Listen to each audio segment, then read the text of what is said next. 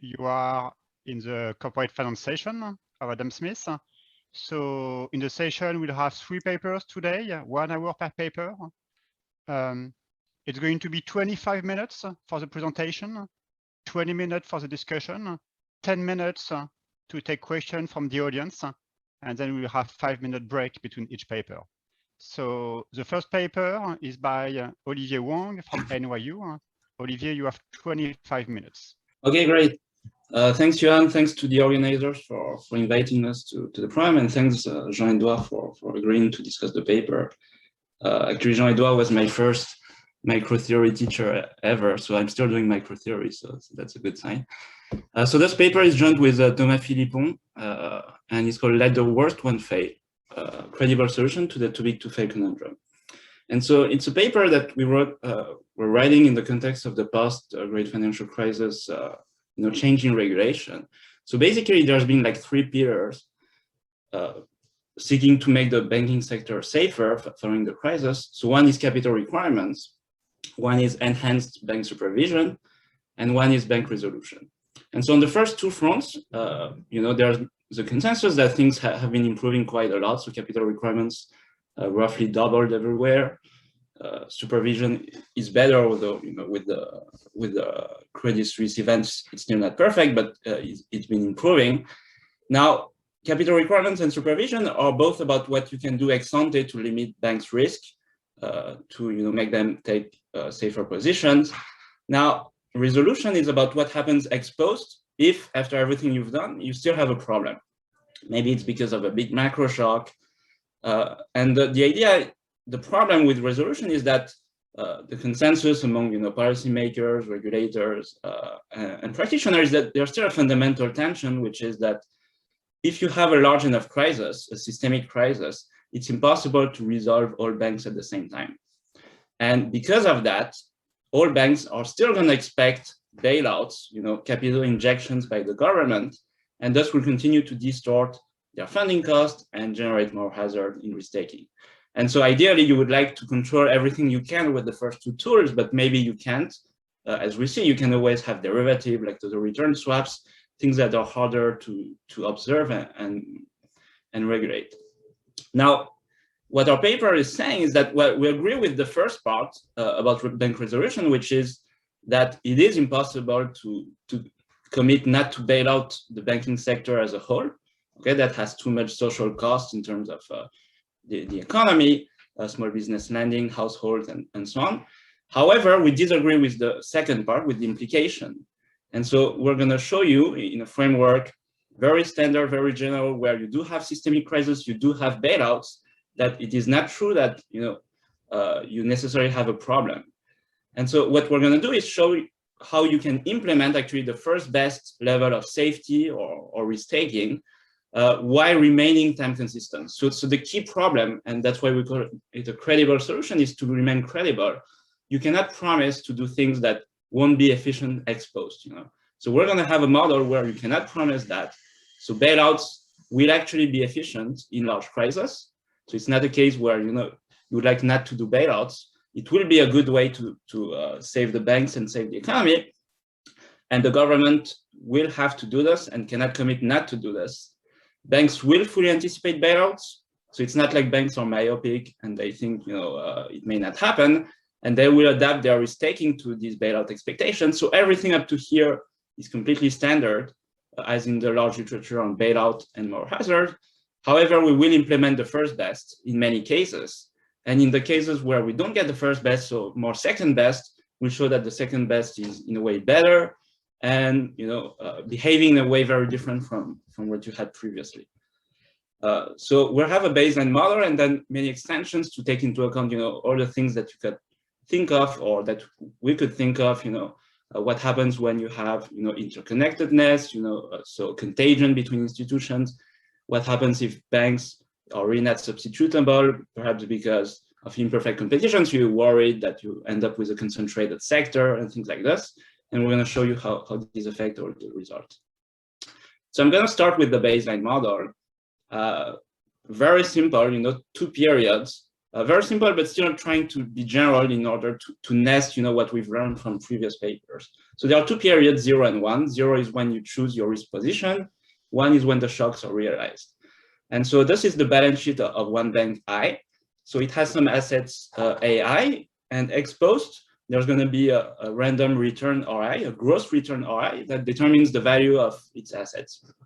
Now on the liability side, you're going to have hard liabilities like deposits, and everything else is going to go into what we call TLAC, so total loss absorbing capacity.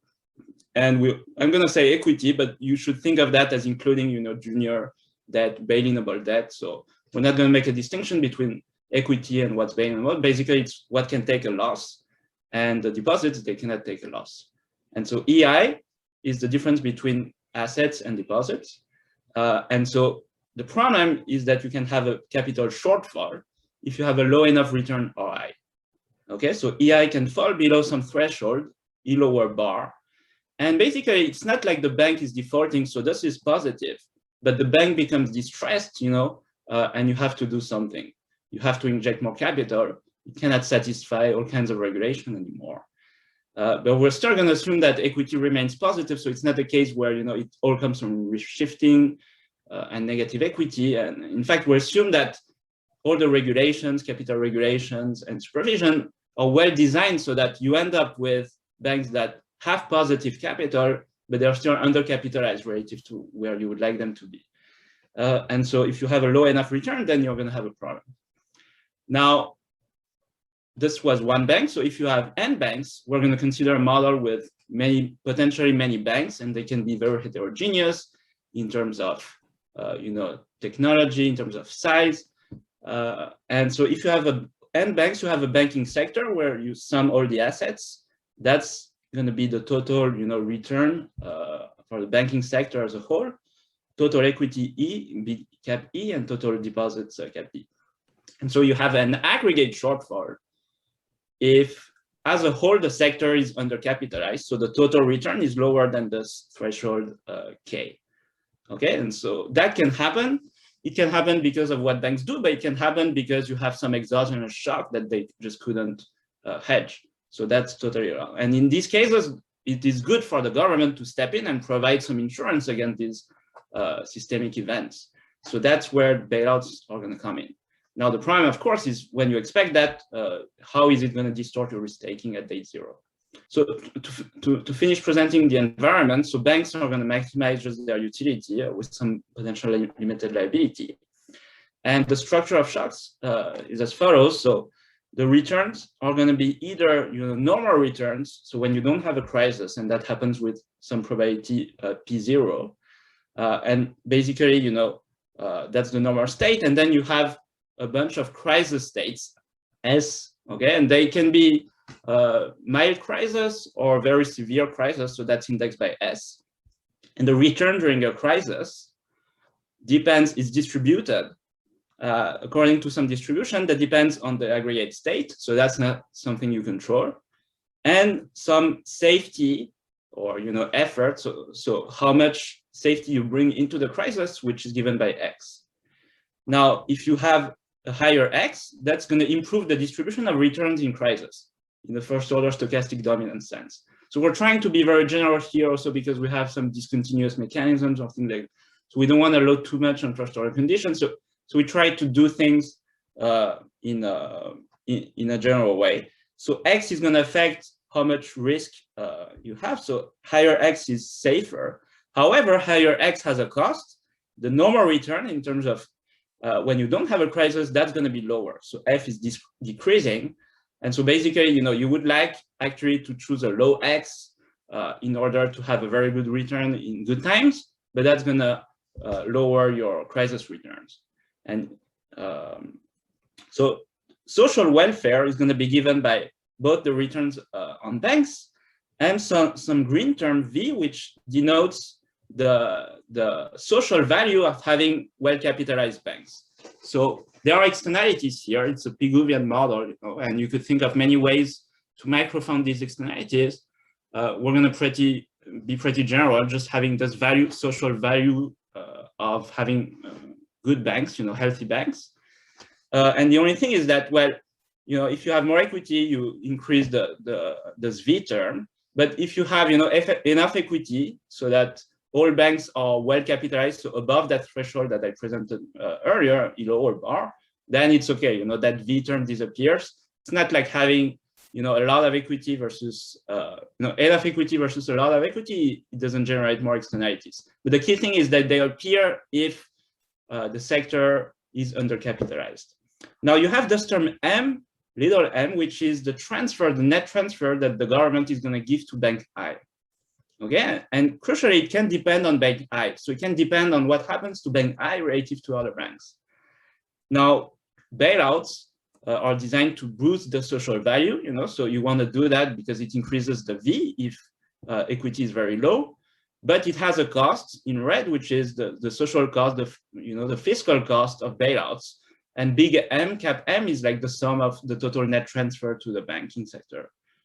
So if you're giving a lot of money, it has a cost, maybe, distortionate taxation, political cost, or whatever, but it's indexed by some parameter gamma, which denotes the fiscal capacity. So lower gamma means you have more fiscal capacity, so you have a lower cost of giving bailouts to the system. And we're going to have key comparative statistics about that, where, typically you think of better, higher fiscal capacity as potentially creating more hazard. It's not going to be the case here. So the first best that we're trying to implement has two pieces. First is the efficient vector of safety x star, and then the vector, the stochastic, potentially stochastic vector of bailouts, and that's just going to maximize that social welfare function. Okay, so we're going to start with this baseline, V. So a lot of the paper is going to be, well, what happens when you change the social value? Okay, this V. And different models can, in fact, be nested into different Vs. And once you allow for general V, it's pretty general. But of course, the conclusions are going to depend on the V. And so we're going to start with the basic value function, which has been used in a previous paper by Acharya, Pedersen, and Tomasz, and Richardson, measuring, systemic risk for the aggregate banking sector. And basically, the key thing here is that, well, in general, V can depend on the vector of all the capitalizations of all the different banks. But we're going to first assume that it depends on the aggregate. So that's, of course, knife edge, and we're going to generalize, but I think it gives a lot of the intuition of the main results. So the idea here is that what matters is just how well the sector is well capitalized or not. And, whether you have some redistribution between banks, whether you have, you can always redistribute transfers among banks. And so you have some frictions between banks and the rest of the world. And so you have a loss of social value, if you have to transfer assets to non-banks. But within banks, it's okay, it's fairly efficient. And so then what matters is just the aggregate capitalization of the banks. And then in that case, the ex-post optimal policy on bailouts, so which depends on the realization of the aggregate return R, it only depends on this realization big R. And basically the government is just gonna choose a bailout to maximize this state by state, R by realization R by realization R.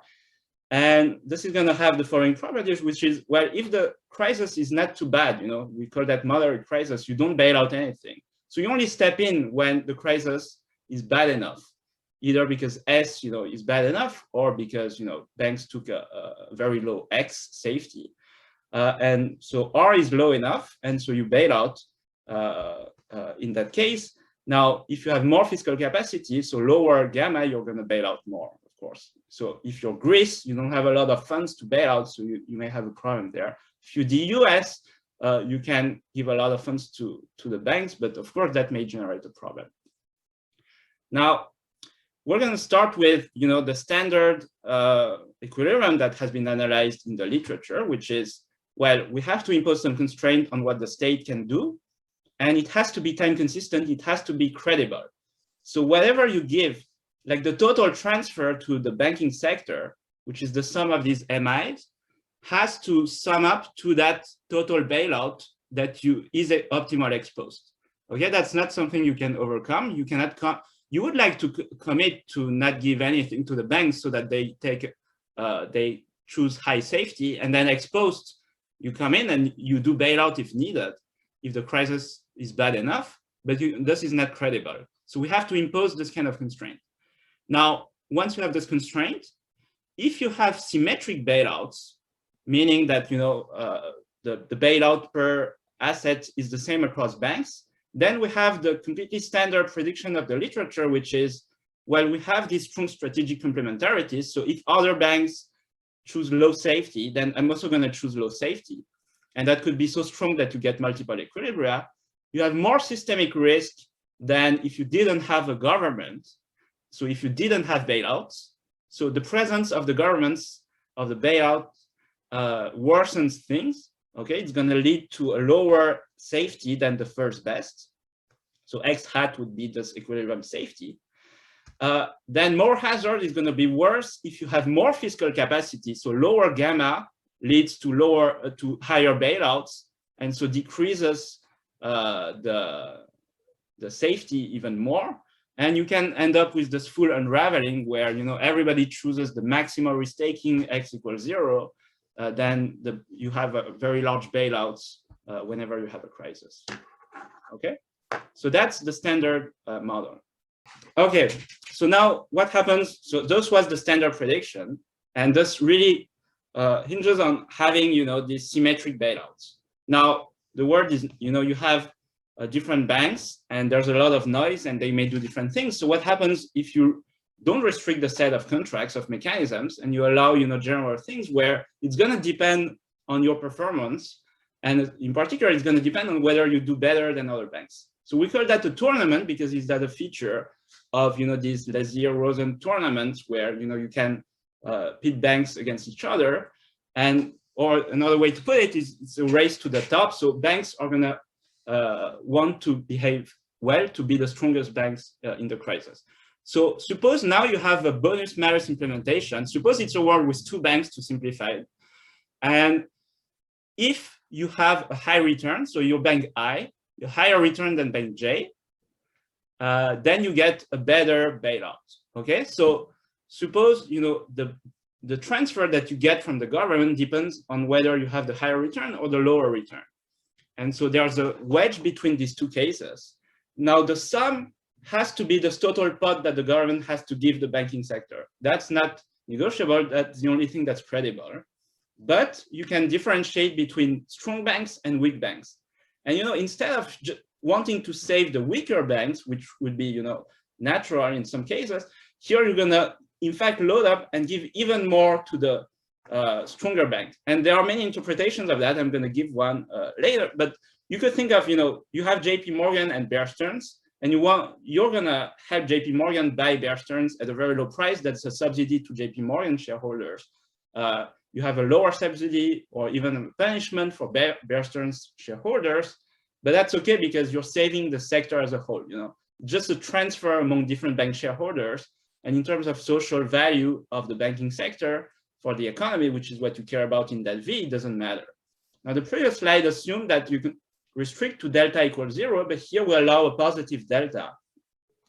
And so with n equals 2, or in general with different n's, any n, we show that you can find delta, a wedge that's large enough that it implements the first best. So you get the first best safety for all banks. And what they do is they all expect that they're going to have some bailout. So this m part, this m/2 part, does create more hazard by itself. But they also have the extra part, which only comes if they beat the other banks. So now they all want to be the best bank in the crisis. They don't want to be Lehman. And just doing that is enough to stimulate safety by everybody. Okay, and we can do it with n banks. In fact, when you have more banks, it's easier to do because you have more flexibility to rank the different banks. So we do something simple where if you're above the median, you get more, but we can do something where the best bank gets even more than the second bank and so on. So there are many ways to do it. Now, of course, you may think the first thing that comes to mind is that, well, the second bank, the weak bank, it doesn't get much, right? It may get some bailout part, but you're taking away, you're not necessarily taking away, but it's getting less. And maybe if this required delta is very high, you're going to run into some limited liability constraint. So what happens when you have these limits on punishments? And you can show that in which cases it's going to start binding. Well, now we show that first, if you have enough fiscal capacity, you can still implement the first best. And so basically the idea is that you can give a big bailout to the system as a whole, and then you still have flexibility to give more to the best banks. So that's going to be enough to overcome these constraints. And now, if you don't have enough fiscal capacity, so gamma is high enough, higher than this gamma hat, then you're in the second best world. Now things are harder, but we have a version of the model and where we show that the key comparative static here is that if you have a lower fiscal, a lower cost of funds gamma, so more fiscal flexibility, it's going to help you. It's going to help you get better safety. And so that really goes against, the common wisdom or the usual prediction, which is that, it's going to generate more hazard. Why? Because now you can give more and you're combining that with the clever mechanism that distributes across banks in different ways and doesn't just give bailouts to everybody. And this is going to help you. Okay, so now we have extensions in the paper where, in fact, limited liability is a particular case where, it's a participation constraint. Our bank's going to participate in your scheme. And this is going to depend on whether, they can sell their distressed assets at a good price. And in fact, when you have fire sales in the crisis, it's actually good for incentives because it lowers the outside option of banks. And so they're ready to take a larger punishment from the government. This M can be lowered. Okay, and this provides also a rationale for clawback clauses. So you want to, take away some equity potentially from, managers. So you want to have this in compensation contracts because ex post is going to relax this punishment constraint. It's going to allow you to take away more. And by allowing you to do that ex post, it's giving more incentives ex ante to punish the weak banks, and therefore everybody's going to be more likely to choose the good safety level X star. Okay, so this was the baseline model, with this value function that's just caring about the total capitalization of the banking sector and not really about the distribution. So once that's the case where you can redistribute among banks, and in a way that generates good incentives. Now, what if you have problems? First, suppose, it's kind of hard to redistribute. Now, the way you could view our value function is that really the micro foundation of that is in the background, you have a resolution authority that transfers assets and liabilities of banks to other banks. And so it redistributes from, weak banks to strong banks, and there's a cost on that tau. And so in a way, this value function that we showed, in fact, can be viewed as the case where these costs are low. And so, we have this, aggregation result, which says that if the costs are low enough, basically whatever the value function, whether it puts a lot of weight on some banks or not, or whether, it's really concave so that you really want to save the weak banks, it's going to converge to this pure systemic risk value function. Okay, now, of course, if the cost is high, then you have a problem. And so we show that, well, if you can, you have to find ways to lower this cost, because a low cost is going to make mergers very efficient. And in fact, more efficient than bailouts is going to lower your time inconsistency problem. So even if, if you couldn't merge banks, you would like to bail out the very weak banks, then you have another way to do that, which is just let strong banks absorb them. And this gives good incentives too. Now, if you have a high enough merger cost, then welfare is going to jump discontinuously, and suddenly you're going to be in the world where you have a lot of moral hazard because you cannot do anything anymore. So ideally, you would like to lower this cost to allow for efficient mergers, and that's going to bring you back into the world that we explained.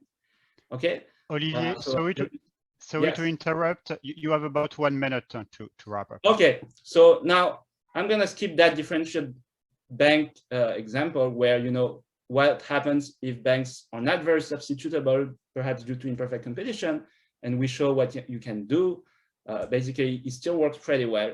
I just want to conclude on that example of financial contagion where banks' returns are now interconnected. So this nests a lot of cases where you can hurt others' returns or you benefit from others' returns. So think of AIG, and CDS exposures. And so you have a lot of, financial contagion. Now, what happens? Well, you could think that it's going to cause a problem. if the bailout money can be ring fenced, which means that you can give money to some banks and tell them you can use that, but you cannot give it to other systemic banks, then you're still in the first best world. We show that that's not a problem. Now the problem really arises when that bailout money cannot be ring fenced and is contagious. And if you give $1 to AIG, it's going to go to Goldman and other banks.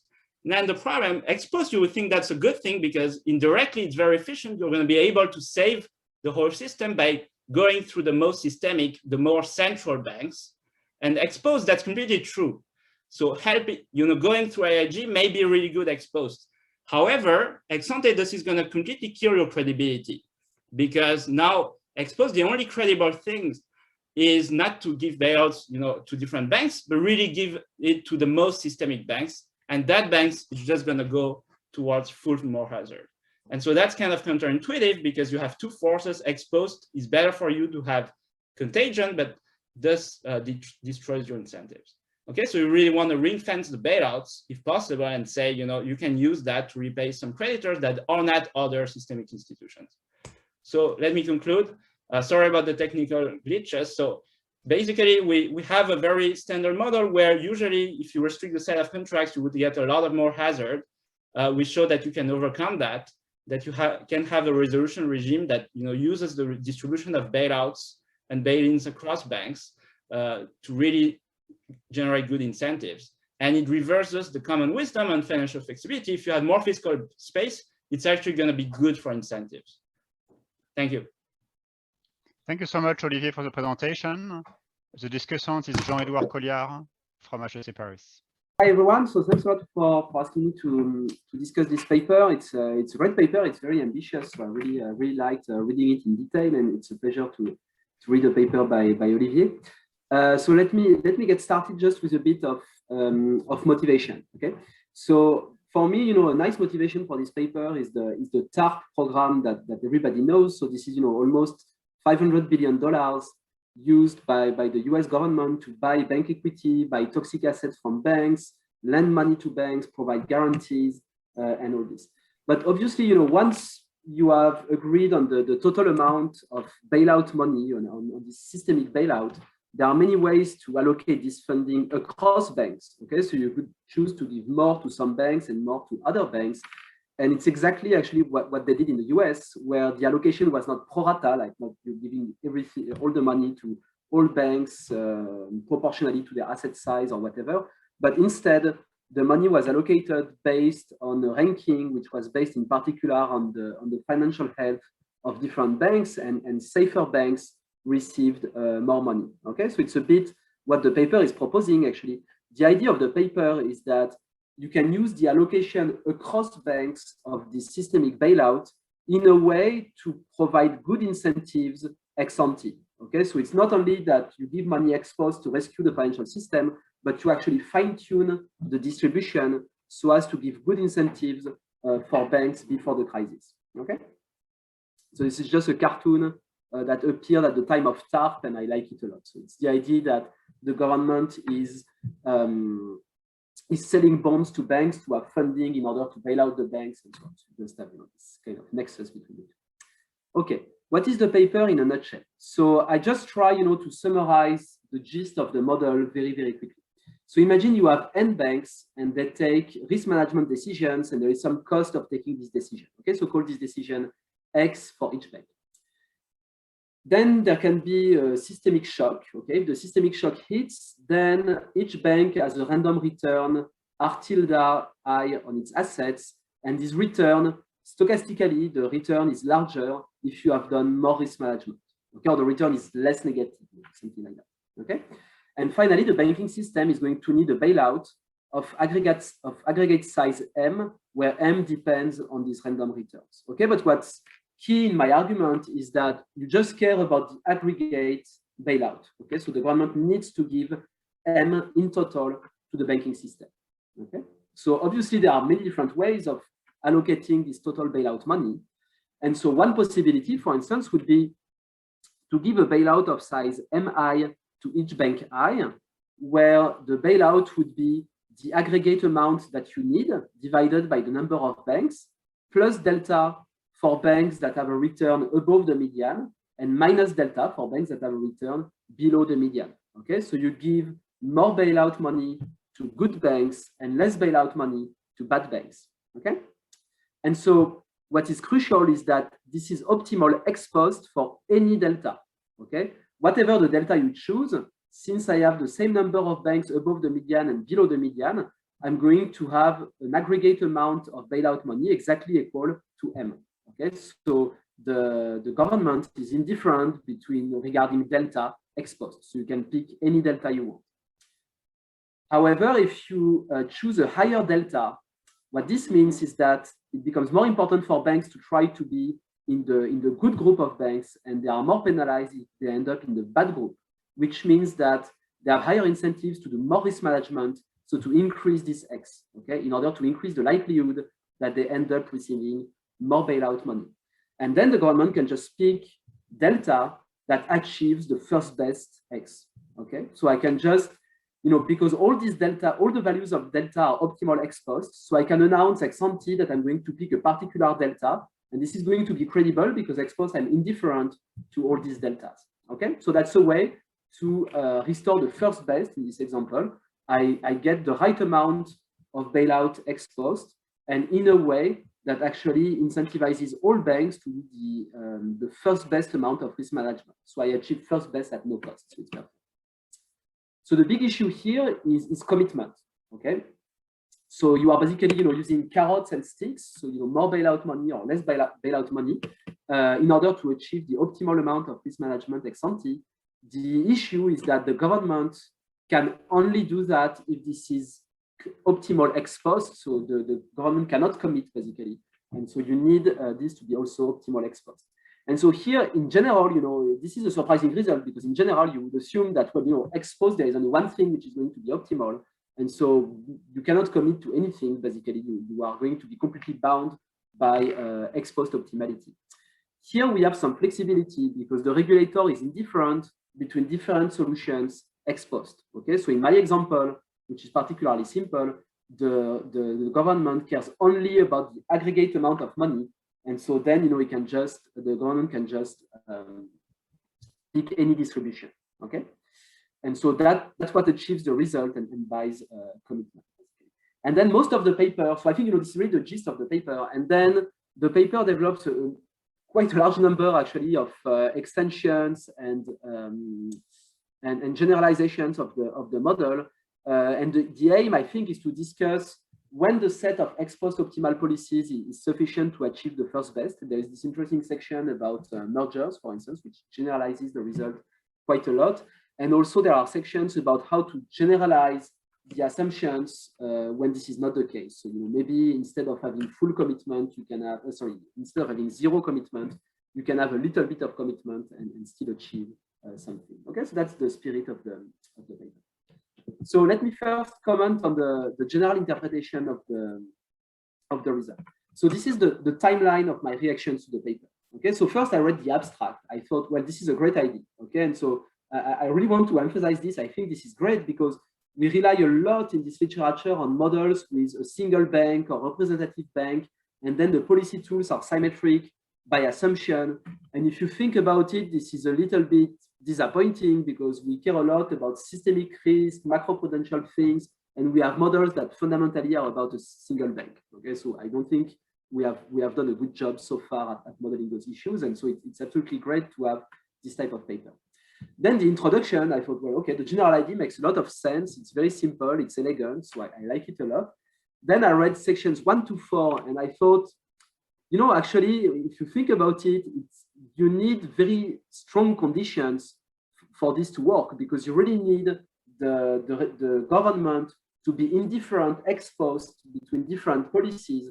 And so there is this section on mergers that shows that this is reasonable and so on. But in practice, I find this a bit difficult to imagine. So, even imagining that the government would be indifferent ex post, this is exactly the type of situation where I would expect lobbyists to start working. And we know, for instance, that for TARP, lobbying played a big role. Okay, so I'm not sure, having a strict interpretation of the model where we really believe that the government is indifferent ex post and hence can credibly commit to some policies, I'm not sure I buy it. Okay, but so fortunately, we have these sections 5 and 6, which relax a little bit the assumptions on commitment and tell us that this is more general and that maybe we don't need to take this indifference,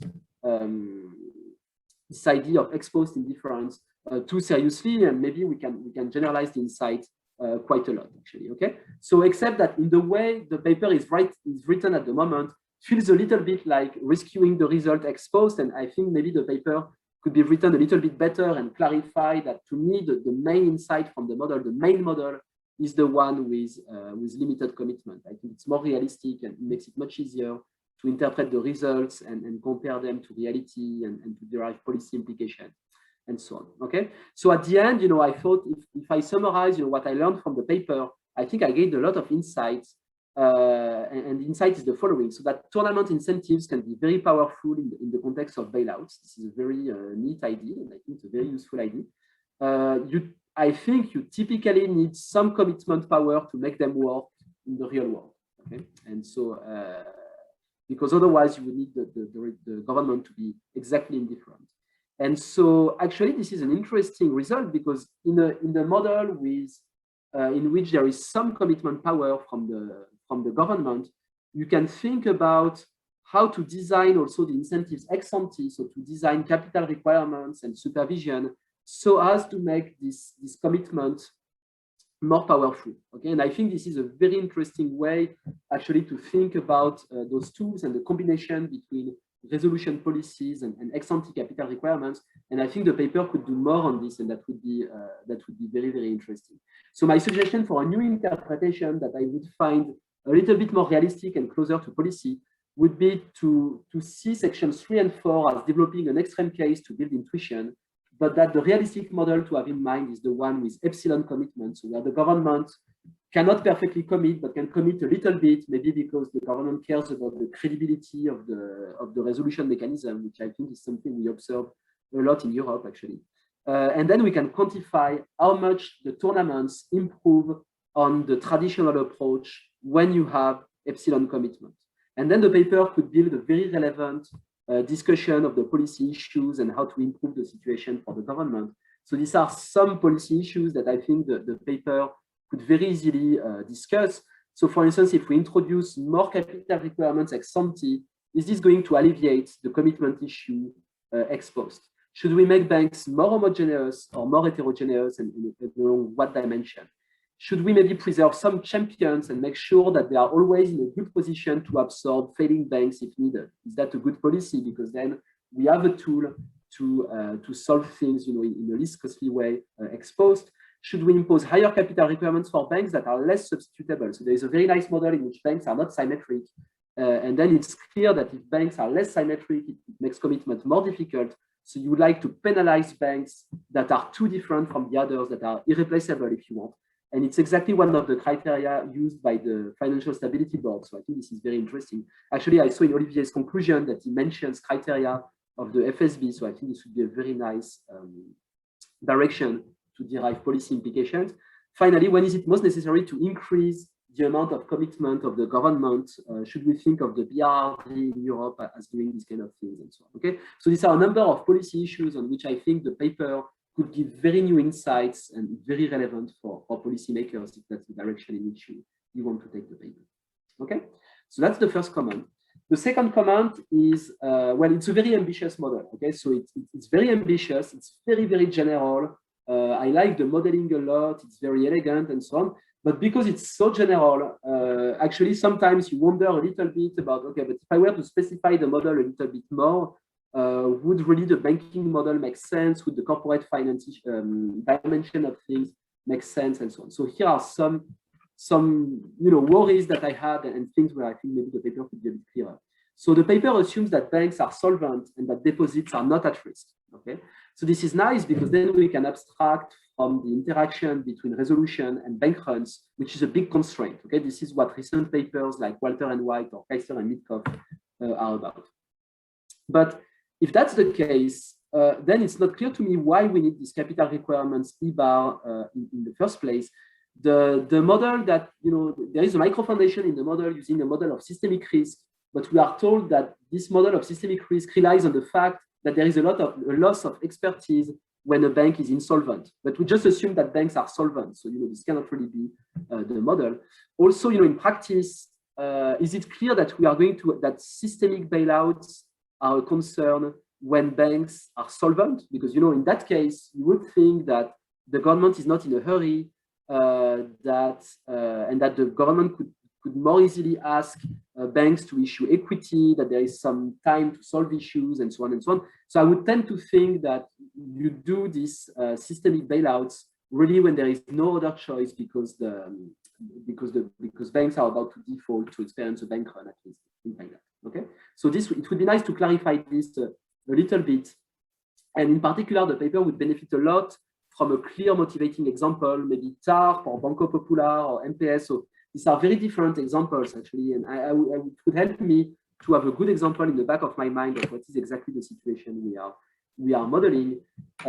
If we assume that banks are solvent, this is fine, but then, is it clear that we are able to wipe out bank shareholders even though the bank is solvent? I mean, I think in the current framework, this would not be possible. Can we force a distress merger for a bank which is not insolvent? That's also not clear to me. So if you think about the example of Banco Popular, I think this illustrates a little bit these points here, that Banco Popular was merged by the SRB with Santander, okay, for €1. And so the bondholders and shareholders of Banco Popular complained and said, that they had been expropriated because the bank was actually solvent, and so the shares were worth more than €1. And the SRB argued that the bank would have been insolvent if liquidated at fire sale prices. And so I think the current resolution regimes, it's important that there is this notion of, the value of the bank is a little bit in a gray area, where if you were to liquidate it, the bank would be insolvent. But if you keep the assets as they are, then the bank is solvent in the long run. Okay, and so maybe the paper would be more consistent if there were a way to have this in the model. And there is a part of the model with fire sales and so on. So actually, it's not very far from what the model does. Maybe this would make everything a little bit more consistent. Okay, so I think that's one thing on which the authors can easily improve, in my opinion. Finally, there is this financial contagion model. So that's my third comment. So the model in 6.2, so that's the one in which there is financial contagion across banks. And so if you give bailout money to a bank, this helps the bank repay other banks and so on. And so there is some interaction between different banks after the bailout. So I think this is a very credible model. This is exactly what governments have in mind, I think, in a systemic crisis.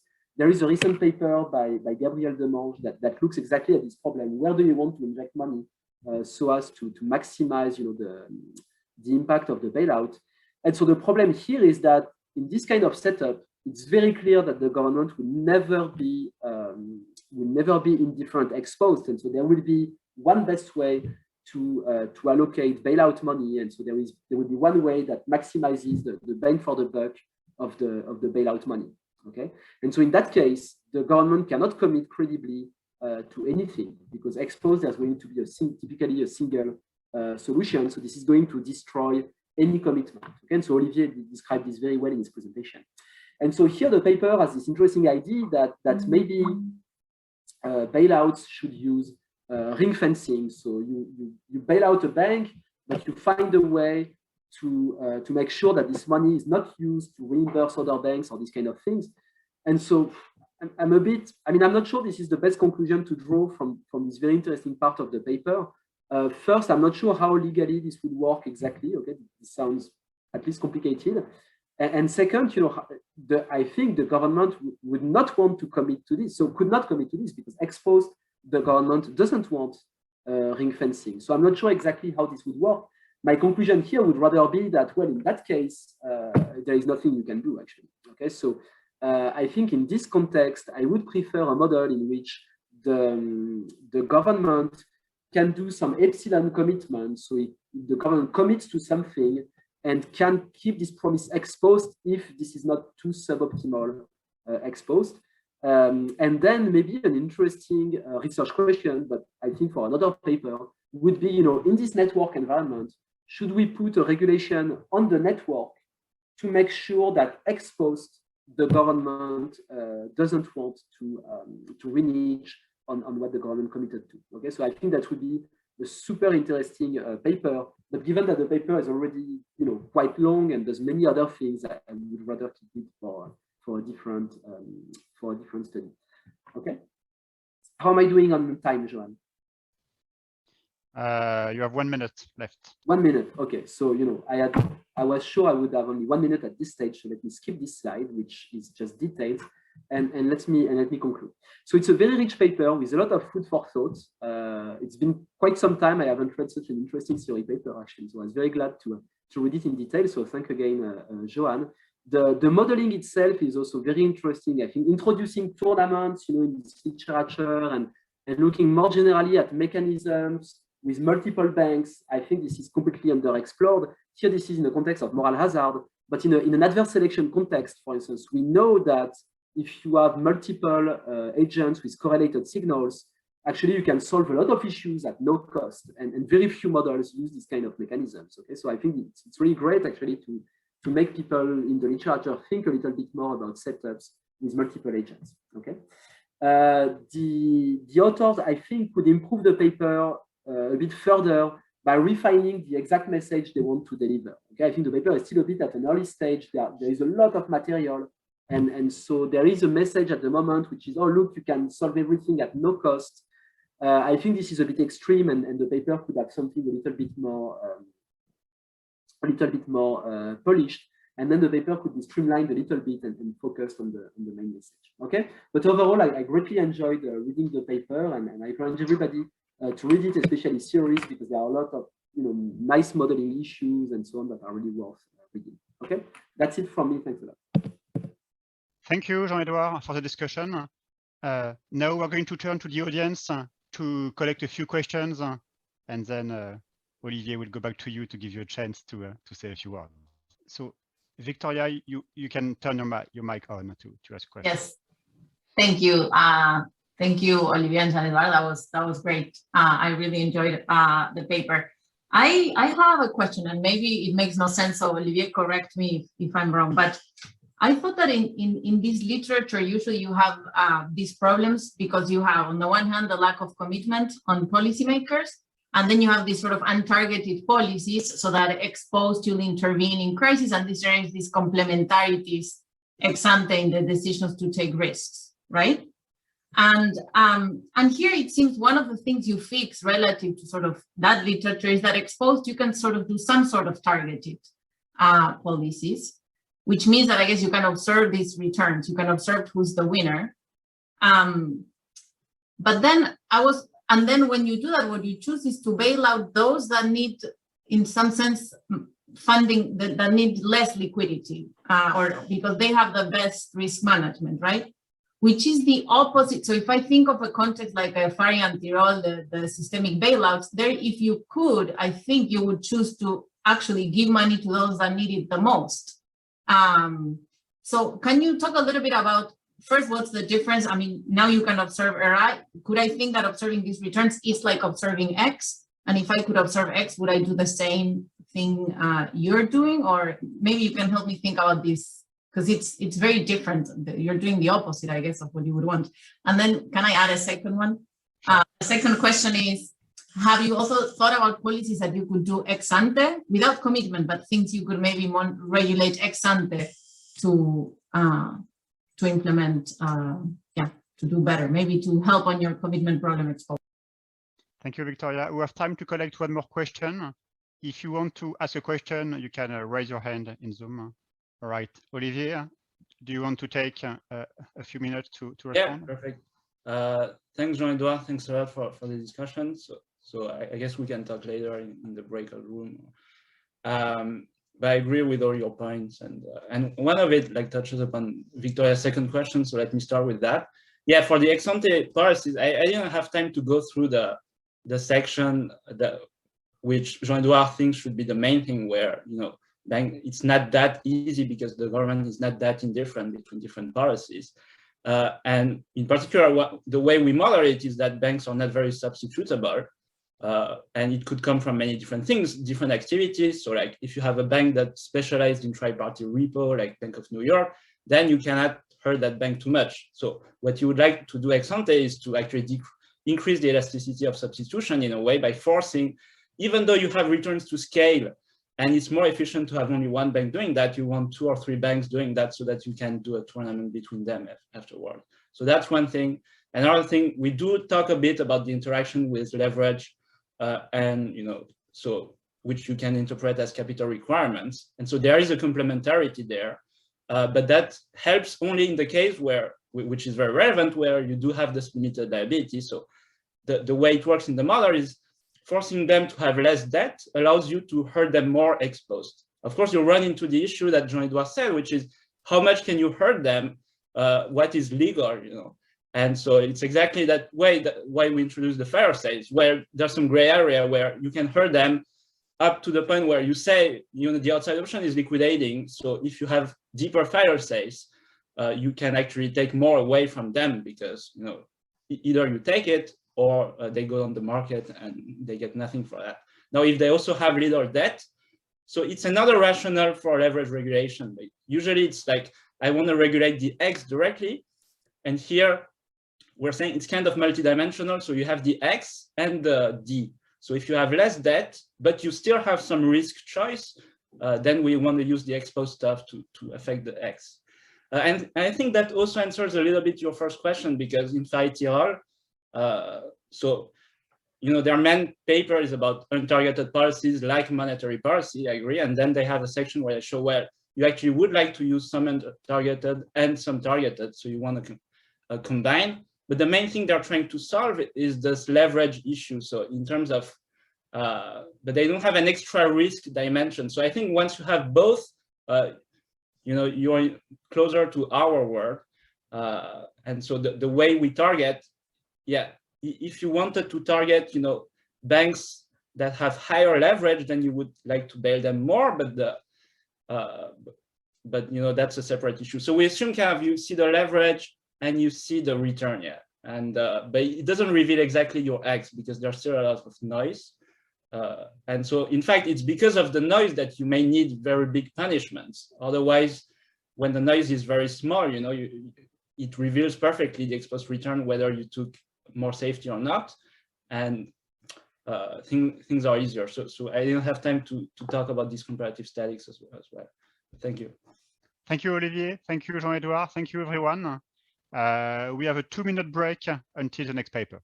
That are not in the current drafts I put online, and so I made this paper. As everybody is aware, the COVID crisis has led to an enormous economic contraction across the world, and that economic contraction has been accompanied by an increase in corporate default risk. So policymakers across the world have brought forward a whole suite of monetary policy and fiscal responses to help address this crisis. And in particular, they have started using a novel policy tool, namely business credit programs. So in the US, for example, we've seen last year the corporate credit facilities, which allowed the Fed to buy up to $750 billion worth of corporate bonds and corporate bond ETFs at market prices. And we also saw under the CARES Act, the creation of the Main Street Lending Program, which allowed the Feds to extend up to $600 billion worth of credit to small and medium-sized businesses. Okay, so in this paper, what we want to do is actually think about what the impact of these lending programs are on real decisions made by firms. And so there's a clear upside of these programs, which is that they help many firms avoid bankruptcy. Many firms avoid capital liquidations following bankruptcy. These programs help support investment in the short run. However, because they're implemented in the form of debts, they will tend to saddle certain businesses with too much debt, which may push down corporate investment in the long run through a debt overhang channel. Okay, and we might be specifically worried about this debt overhang channel in the sense that we've entered the COVID crisis last year at reasonably high levels of corporate leverage. So here, this is a time series illustrating this fact. If you look at CompuStat data, and I'm going to explain the blue line for a second, The blue line was constructed by looking at all firms in CompuStat that have a debt to EBITDA ratio above 2, and it's basically taking the ratio of the total sales of these highly levered firms divided by total CompuStat sales. So again, under that measure of leverage, at least, it seems to suggest that corporate leverage has been on the rise pre-COVID. The second thing we want to do in this paper is think about the extent to which there could be benefits from designing these credit extension programs differently. So we want to basically be thinking about grants versus loans versus maybe forbearance arrangement as the US did in the mortgage market last year. Okay, so what we do more precisely in the paper is we build a structural model of the firm that's going to rely on a Q theory block for corporate investment and a trade-off theory block for explaining financing decisions. Okay, we're going to aggregate those firm level decisions to be able to discuss macroeconomic aggregates. And we're going to study through the lens of our model a temporary crisis, which will consist of a temporary cash flow shock and a temporary increase in the price of risk. And in some of the experiments we'll conduct, there'll be also a sudden stop. Okay, and so the conclusions that we reach in our paper are basically that during the crisis, when financial markets continue to function, government lending programs are going to have an ambiguous effect on aggregate outcomes. In particular, when those government lending programs are implemented at market rates, we're going to have an irrelevance results. These programs have zero effect on aggregate outcomes. Instead, when those government funding programs are implemented in the form of debt at subsidized interest rates, we find that those programs have a negative effect on aggregate outcomes. And in particular, they're going to incentivize firms to take on more debt than they would otherwise absent government intervention. And that's going to push down future investment through a debt overhang trap. Okay, lastly, if those interventions also include or imply a reduction in the cost of equity capital, instead, these interventions are going to have a positive effect on corporate investments through an increase in Tobin's Q. Okay, so this is when capital markets function properly. If instead, so there's a sudden stop in financial markets, and I'll make that more precise later on.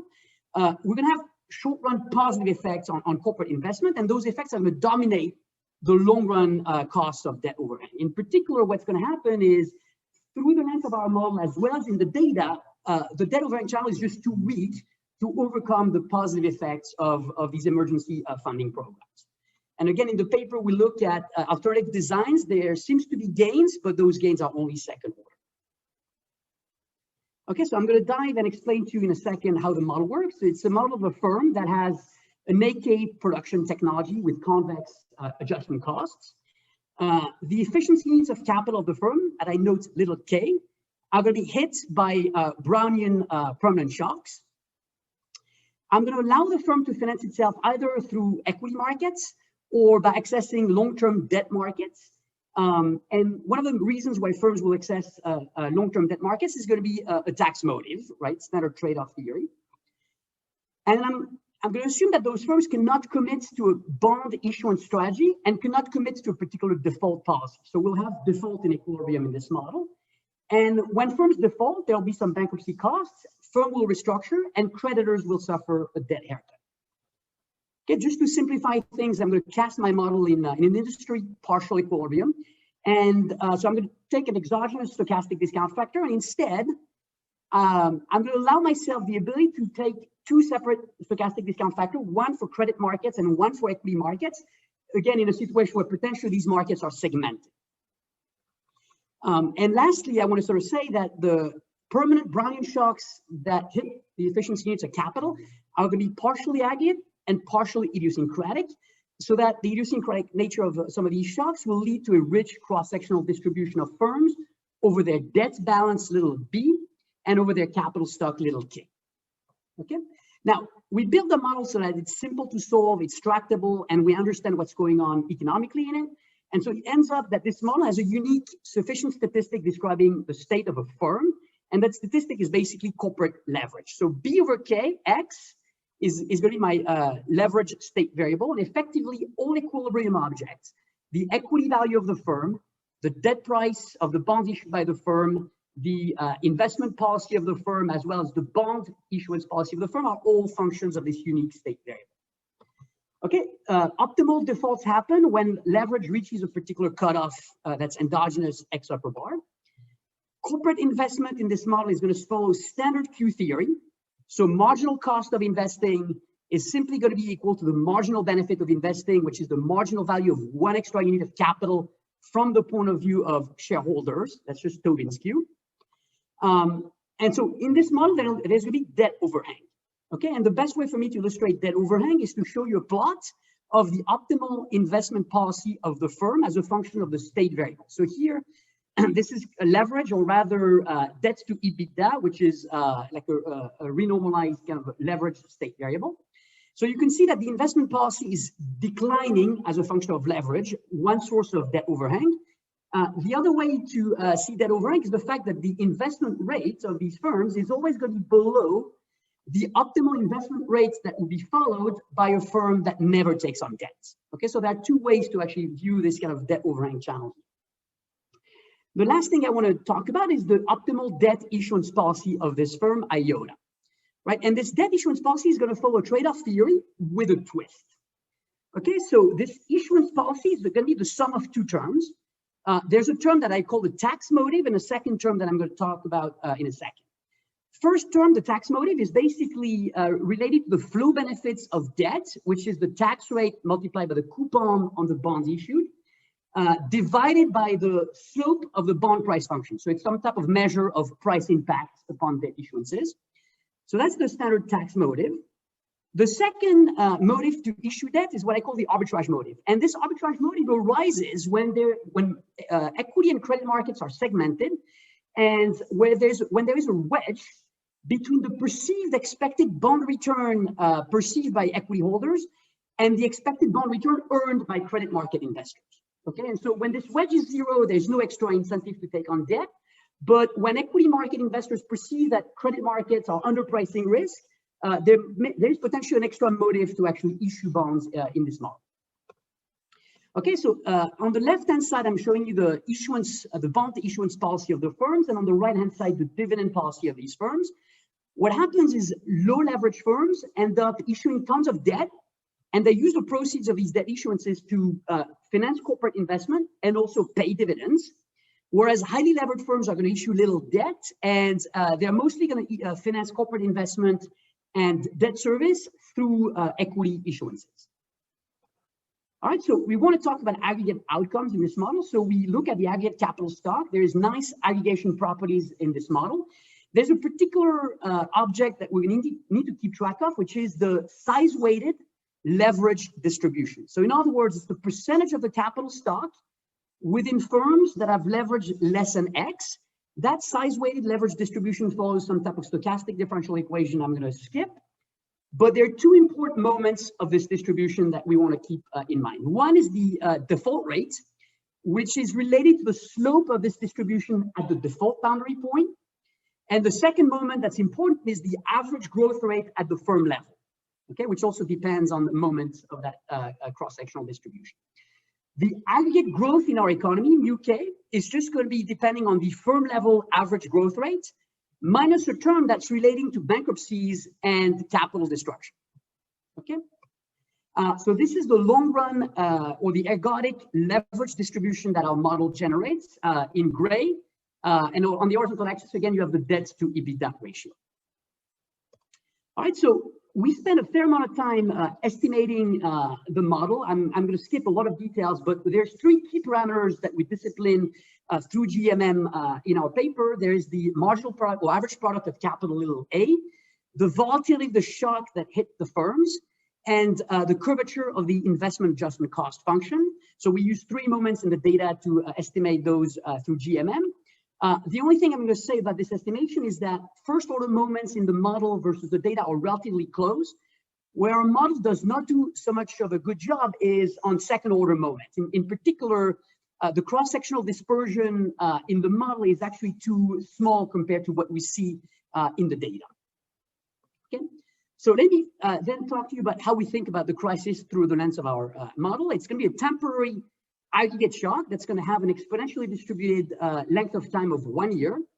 And this crisis is going to have two components. It's going to have a cash flow component, we're going to basically assume that cash flows of these firms decrease exogenously. And we're going to size that decrease by looking at how EBITDA in CompuStat decreased between the fourth quarter of 2019 and the second quarter of 2020. And then there's going to be a risk price element. So we're going to look at the collapse in equity markets between February and March 2020, before the government, and in particular the Fed, starting announcing these emergency lending programs. And we're going to basically size our increase in risk prices to the observed decrease in equity prices over that time period. Okay, we're going to study crisis where financial markets function normally. And we're also going to study a crisis when we shut down financial markets. And again, we're going to be focused on aggregate outcomes, so the aggregate capital stock in particular and aggregate output. Okay, so let me just give you an illustration of what this crisis looks like. This is the expected future aggregate capital stock on the balanced growth path during the crisis when financial markets continue to function properly. And the red line is during the crisis when we shut down equity markets. So as you can see, the crisis leads to a permanent decline of the aggregate capital stock of 5% when financial markets function properly, but rather 20% when we shut down equity markets. And again, I can show you also the time path of the aggregate investment to capital ratio. In steady state, this investment to capital ratio is around 12%. In a crisis with financial markets functioning properly, it declines on impact to 7.5 and 5.5 when we shut down equity markets. All right, so now I'm going to start thinking about these government lending programs and give you a set of theoretical results when financial markets function normally. Okay, the first result is an irrelevance result. It says the following: if the government offers funding to corporate businesses at prices that are private market prices, and if the intervention does not alter investors' stochastic discount factors, then relative to the laissez-faire, effectively all aggregate outcomes are completely unchanged. And the intuition for this is that effectively businesses are going to undo the government interventions. In other words, if the government provides $1 extra of debt funding to a particular firm, well, that firm will adjust its private market bond issuances so that its debt balance with government funding is equal to its debt balance had the government not intervened, okay? And so this result is effectively holding whether the funding comes in the form of debt, equity, hybrid instruments. It's also relevant if the funding comes in the form of government-backed credit guarantees, so long as they are fairly priced. So at the end of the day, so long as the stochastic discount factor of investors is not changed by this intervention, effectively aggregate outcomes are unchanged in this particular case. Next, the question we ask is, what happens if the government provides debt funding at a subsidized interest rate? Okay, and in particular, at the same time, what happens if equity market stochastic discount factor stays unchanged? Well, it turns out that in that case, relative to the laissez-faire, we have an economy where future debt issuances are going to be higher, and that's going to dampen aggregate corporate investments through the debt overhang shock. Okay, and the way to understand this theoretical result is to go back to the financing policy of the firms. With the government intervention, the tax motive of bond issuances is unchanged, but now you have a new arbitrage motive kicking in. Effectively, the marginal investor in credit markets becomes the government, and its effective required debt return is below the perceived return on debt as perceived by equity market investors. And this wedge effectively stimulates debt issuances, pushes future corporate leverage higher, and decreases future corporate investment, okay? So that's definitely bad for aggregate outcomes. And an illustration of this is basically to show a situation where the government provides funding at 200 basis point subsidy to the private market. What I'm going to show you here is the time series, the expected time series of future aggregate leverage in the balanced growth path, in the crisis when the government does not intervene, and in the crisis when the government intervenes by providing subsidized loans, right? And so as you can see, there's a large gap between the aggregate leverage without intervention and with this intervention. Let me give you the third set of theoretical results we have, which is, imagine now the government's intervention is accompanied by a decrease in the effective cost of equity capital. And that could be in the form of a monetary, like a conventional monetary policy intervention, like I decrease short-term interest rates, or it could be in the form of an unconventional monetary policy intervention. It's March 23, 2020. The Fed announces the creation of these corporate credit facilities, and immediately on impact, Sharpe ratios decrease. Okay. Well, in that case, relative to the laissez-faire, aggregate investment and aggregate growth on impact are going to be higher. Okay. Now, there's a slight caveat, which is that if somehow equity and credit markets are segmented, and if Sharpe ratios in credit markets fall by more than Sharpe ratios in equity markets, well, again, you're going to potentially have an adverse kind of debt financing incentive kicking in, which will dampen the positive marginal effect. So that's kind of a little caveat. Now, this slide is important for two reasons. One, it emphasizes that the impact of government credit market interventions is not necessarily only measured by the amount of funding provided to corporate businesses, but also by the impact of those announcements on Sharpe ratios and risk pricing, if you will. Okay, so that's kind of a key takeaway number one. Takeaway number two is that we can actually, using this insight, measure counterfactuals and look at, for example, the impact of the government intervention of March 2020 and the announcement of the corporate credit facilities. What we can say, for example, is imagine that we interpret these announcements as decreasing Sharpe ratios upon them, and we size the decrease in those Sharpe ratios to the observed increase in equity prices that followed those government announcements in March 2020. And we see in the counterfactual, this is the time path of aggregate investment in the balanced growth path, in the crisis without government intervention, and with the government intervention that basically reduces Sharpe ratios. So again, this kind of model allows us to compute counterfactuals, not only based on the amount of funding provided, but also on the impact of these announcements on risk prices. Okay, in the few minutes that I have left, I want to talk about what happens instead when financial markets, as opposed to functioning normally, suffer some type of sudden stop.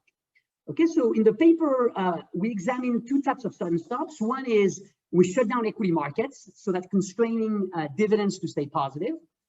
And a second type of sudden stop, where we basically shut down all financial markets. So we constrain dividends to be positive and bond issuances to be weakly negative.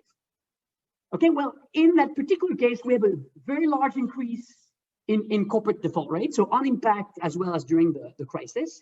And investment is very much curtailed, specifically due to the lack of external financing, which basically makes firms only able to finance corporate investment through internally generated funds.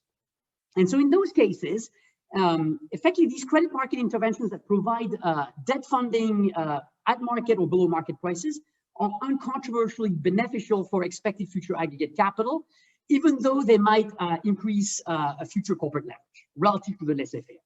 Okay, and one reason to understand this is to basically go back to understand why the debt overhang channel through the lens of our paper and in the data is relatively weak.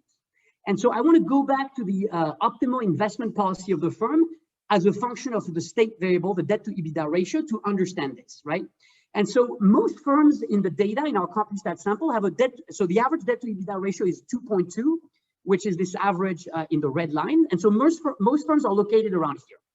So if you think about the pre-crisis debt to EBITDA ratio as 2.2, if you think about this crisis as a crisis that lasts for 1 quarter and where cash flows basically drop on average by 25%, if governments come up with emergency funds to businesses so that the post-crisis EBITDA plus these emergency funds compensate these firms and match the pre-crisis EBITDA, that would lead interventions to increase debt to EBITDA of these firms from 2.2 to around 2.45.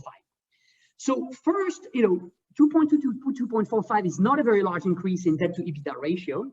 And second, most of the firms in our model and in the data are located at a part of the state space where the policy function, the investment policy, is not highly sloped, is not very steep as a function of corporate leverage.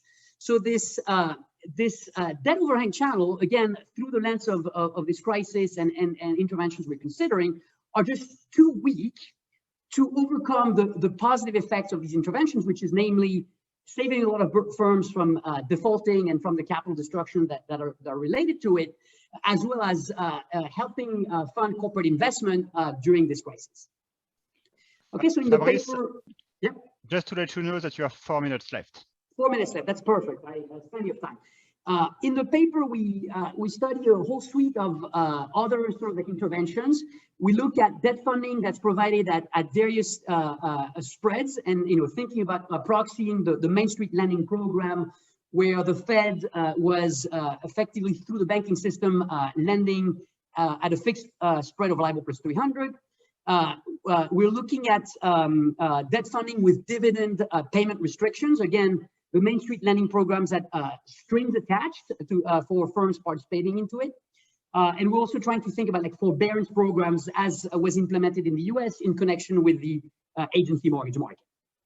Okay, so the takeaway from our paper is that we looked at the real world and we basically observed the Fed and the Treasury providing or creating programs to provide emergency credit to corporate businesses during this crisis. And so the question that motivated our paper was really, what do we think these net economic impact of these programs could be?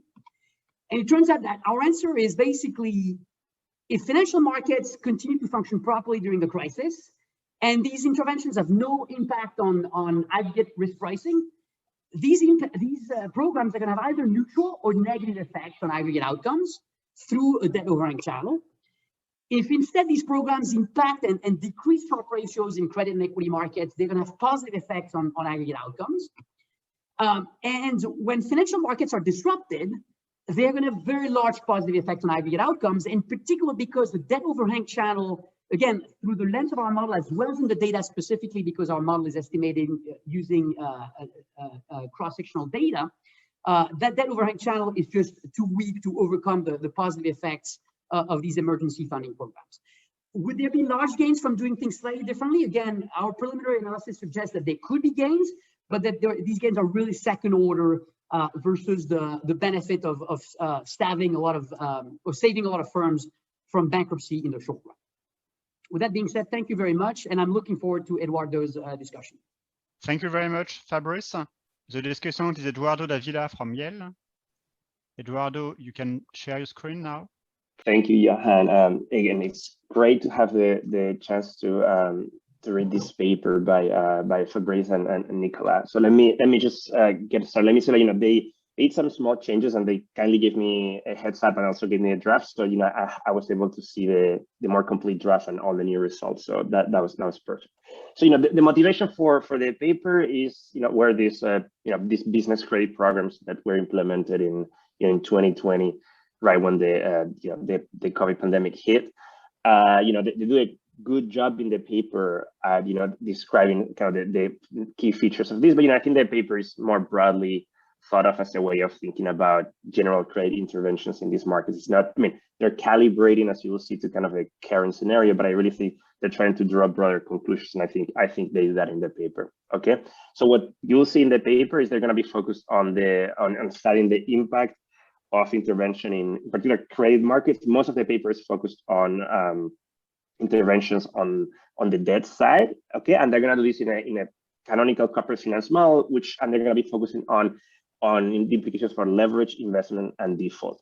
What it's really special about what they do compared to kind of more conventional models is they're going to have a focus on thinking about the debt overhang problem, and formally it's going to come because they're going to have in their paper long-term debt. There's going to be no commitment, okay? And by putting this in the model, they're going to be able to capture this idea. I'm going to talk a bit about what they call debt overhang and some really definitions that they may also explore in the paper. Again, the key insight, like the big bottom line in the paper is that subsidizing credit may exacerbate debt overhang. Again, that's what they really can bring you to the table, and this is by lowering investment on the recovery stage. Okay, so in a sense, when financial markets malfunction, which I think is the rationale for the intervention, there's some kind of instability of some kind.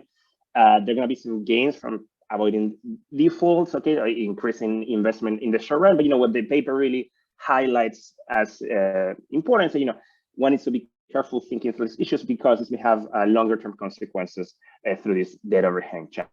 Okay, what the paper does really well, I think, is they have a extremely careful quantification, really well thought out calibration, and I think it's kind of pretty credible and convincing a lot of the numbers they are putting there.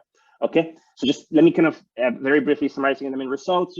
If financial markets function well, credit interventions are going to be irrelevant if not subsidized. This is really a version of a, we don't call it recording equivalence, but maybe it's even too much. It's just saying, once you look at your model, you're going to have an equation for how the debt is priced. Essentially, if it's the government or if it's the lenders, and if there's no change in profit, it's got to give the same outcome. So it's really as elementary as that. So again, it's a form of recording equivalence. Like the firm, when they issue it, they don't care if it's held by the government or by the lenders, if the terms of the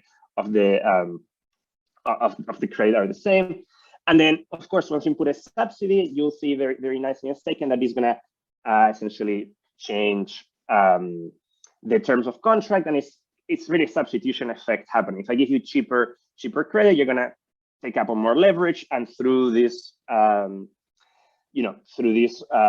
overhang mechanism, you're going to get lower investment. And again, they don't find quantitatively this effect's not that large, but it's what they get there. Now, when the markets don't function well, of course, it becomes there's a rationale for credit intervention, and these are going to alleviate these finding problems in the short term. And this seems to have a strong kick given the size of the shock they consider, which kind of makes a lot of sense. And these are like really first order losses that are going to happen here. So it makes a lot of sense that it's important.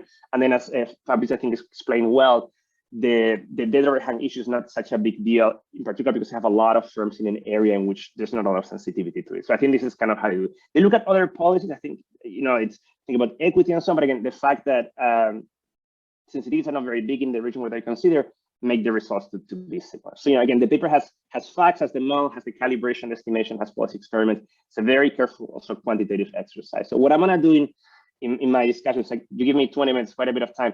I'm going to, and since Fabrice spurred you from seeing the full model, I'm going to give you a different one that has the same ingredients, but it's a little bit simpler. Okay, so kind of bear with me for 2 slides. I'm going to try to capture their ingredients in two slides, and I'm going to try to walk you through the debt overhang problem. I always feel, debt overhang is always a term that is floated around. I think, for some of the original models are very hard to work with. I think some of the newer literature, including this paper, make it more tractable to work with. So I'm going to try to give you a bit of a sense of how this works. So just let me bear with me for 2 minutes and follow in this environment. Okay, imagine you have 2 dates here. Think of having some equity holders. Okay, and they're going to be risk neutral. They're going to have a some discount factor beta E starting for equity holders, and there's today and tomorrow. So there's consumption today, consumption tomorrow. And what is going to be the consumption? It's going to be, well, it's going to be the dividends minus the equity injection. So think of this as this term. And what are the constraints that difference are gonna face? Well, these dividends minus equity injections, they have to be equal to some internal funds plus some debt issued minus the cost of investment. And there's going to be an adjustment cost, as Fabrice explained, this Q theory nature of their paper.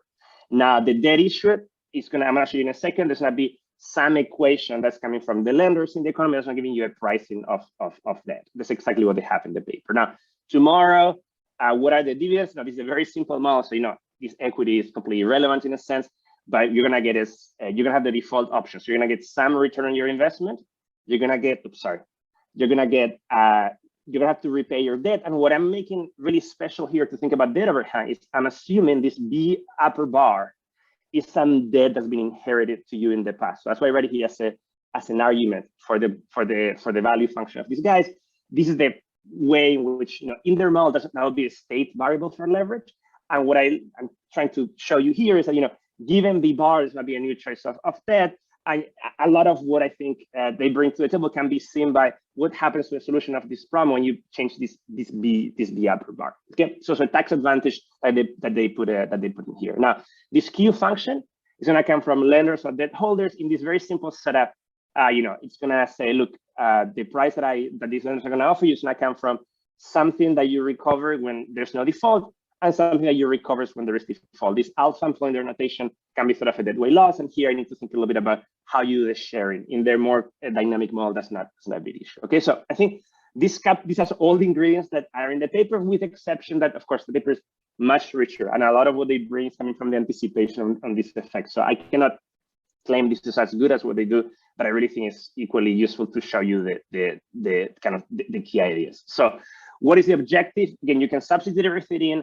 and then you get a nice story condition for leverage. And that's what they have, this version of trade-off theory. Okay, so what you get here, you say, well, imagine you want to increase this B naught that I have here, which is proportional by a little bit. What do you get? You get a term that pushes you towards issuing more leverage when there is a difference in valuations. I think this is what they call arbitrage motive in the paper. Here, everything is risk neutral. They also think about SDFs, but you know how to kind of go from one to the other. So that would be a first term. Second term is going to be a tax advantage of that. That's also going to push towards more leverage. In my version, there is a bit of a dilution effect in which, like, if you have more of the debt kind of in proportional terms, you end up getting more. They have this is buried in part of what they have in the pricing equation, and you also have a dead weight loss from default. So in this very simple model, you see how you're pinning down the the capital extraction in the static sense. You also all these things in a dynamic setup will also come through anticipation of these effects. But I give you a sense of what are the key forces. And what it's also, I wanted to make a highlight here. I'm gonna talk about it in a second. Like, with debt overhang, the paper really focused on the notion that is, the paper focused on the notion that debt overhang is a change, is how does your investment change when the current level of your leverage changes. Some of the literature, at least my readings, like sometimes people think I copied this definition from earlier work, in which like debt overhang is also thought of as what happens to your future leverage choices when you have too much leverage today. And all these things intertwine in the model. But something that the broader point in my simple model would be like, what is the impact on the change in the current amount of leverage with respect to the state versus the change in investment with respect to the current state? So this will be showing us as the drift in their process for leverage. But I wish the paper gave us a little bit more on these dynamics and how these things are related. I think this is more broader point also for the literature, just from my perspective. But I think it's it comes very naturally once you think in this simple sense. There's kind of like one small remark here. Now, what they really focus on is investment. That's a bit more of the headline result, and it makes sense because a leverage is this endogenous variable. There's going to be moving around. So really, the key real outcome here is investment.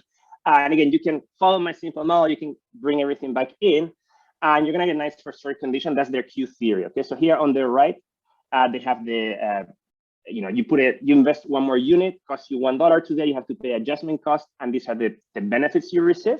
And it's coming from the payment that goes to the equity holders, and then really here's like how much debt you can raise by doing this. Okay, and now it's very clear, it's very clear here how you see the debt overhang problem. Okay, if I want to look at the comparative statics of capital, when I change this B upper bar, I only look at it. You have to essentially just take the derivative of the left-hand side of the equation with respect to B bar, and you get the effects very clearly. So here, if there's a ton of pre-existing debt, the returns to these equity holders are going to be really low because it's really coming. A lot of the payoffs are going to go to the pre-existing debt holders. So that's going to push investment down.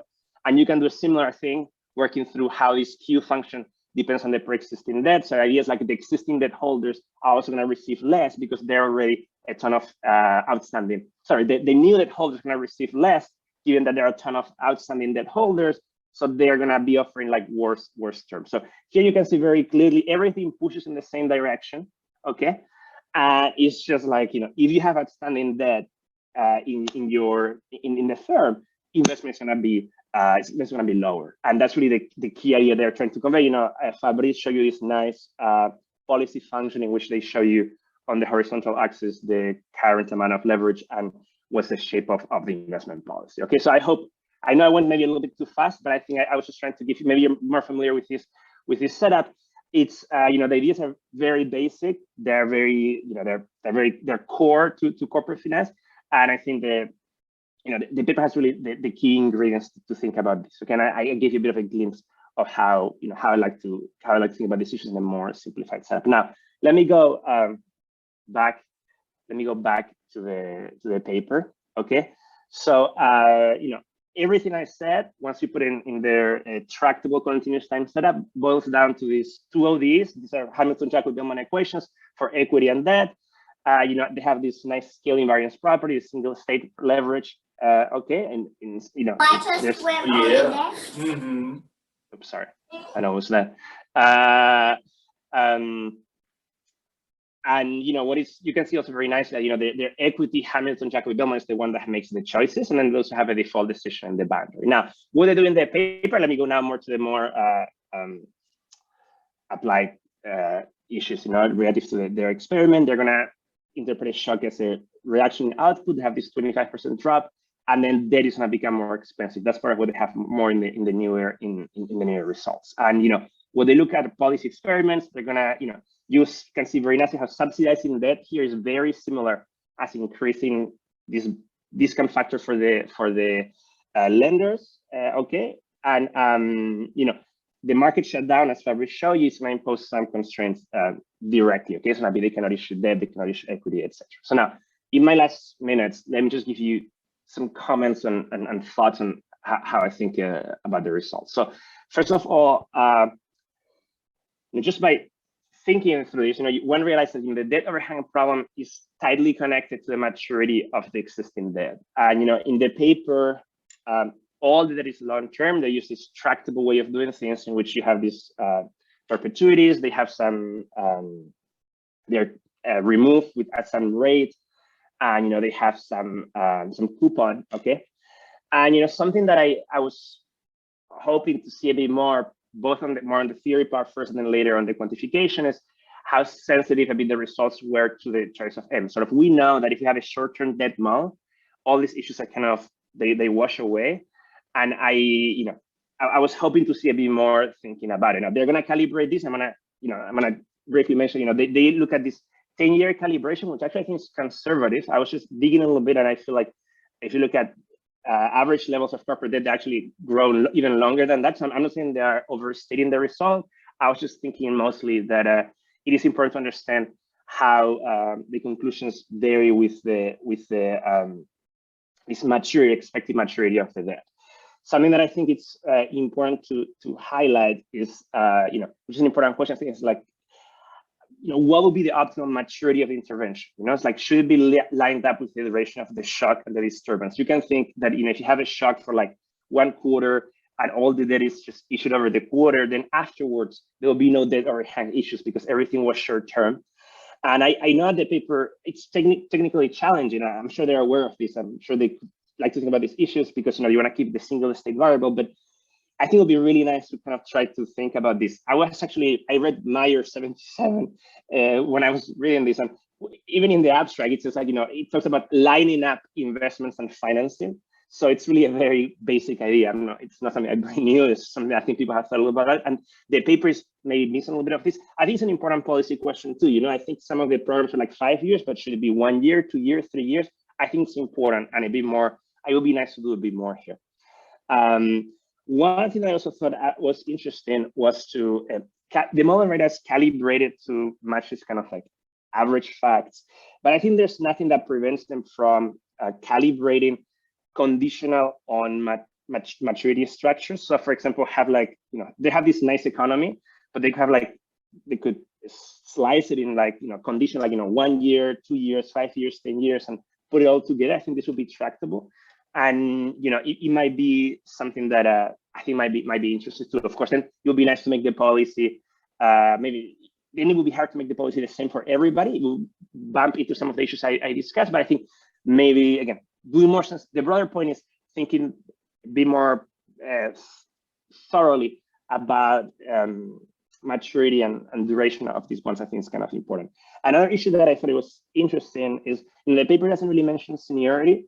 As you can see, you can even see it in my simple equations, like seniority doesn't matter very much for the investment, but I think it matters a bit for the first point I made, which is how the leverage dynamics work. And again, I know it's hard to think about it in this setup, but maybe there's a way, this doesn't have to be a choice variable, but maybe there's a way to put it in a tractable way. So that's my first broader point. Again, it comes at the heart of the argument. The overhang is about this long-term debt that is outstanding.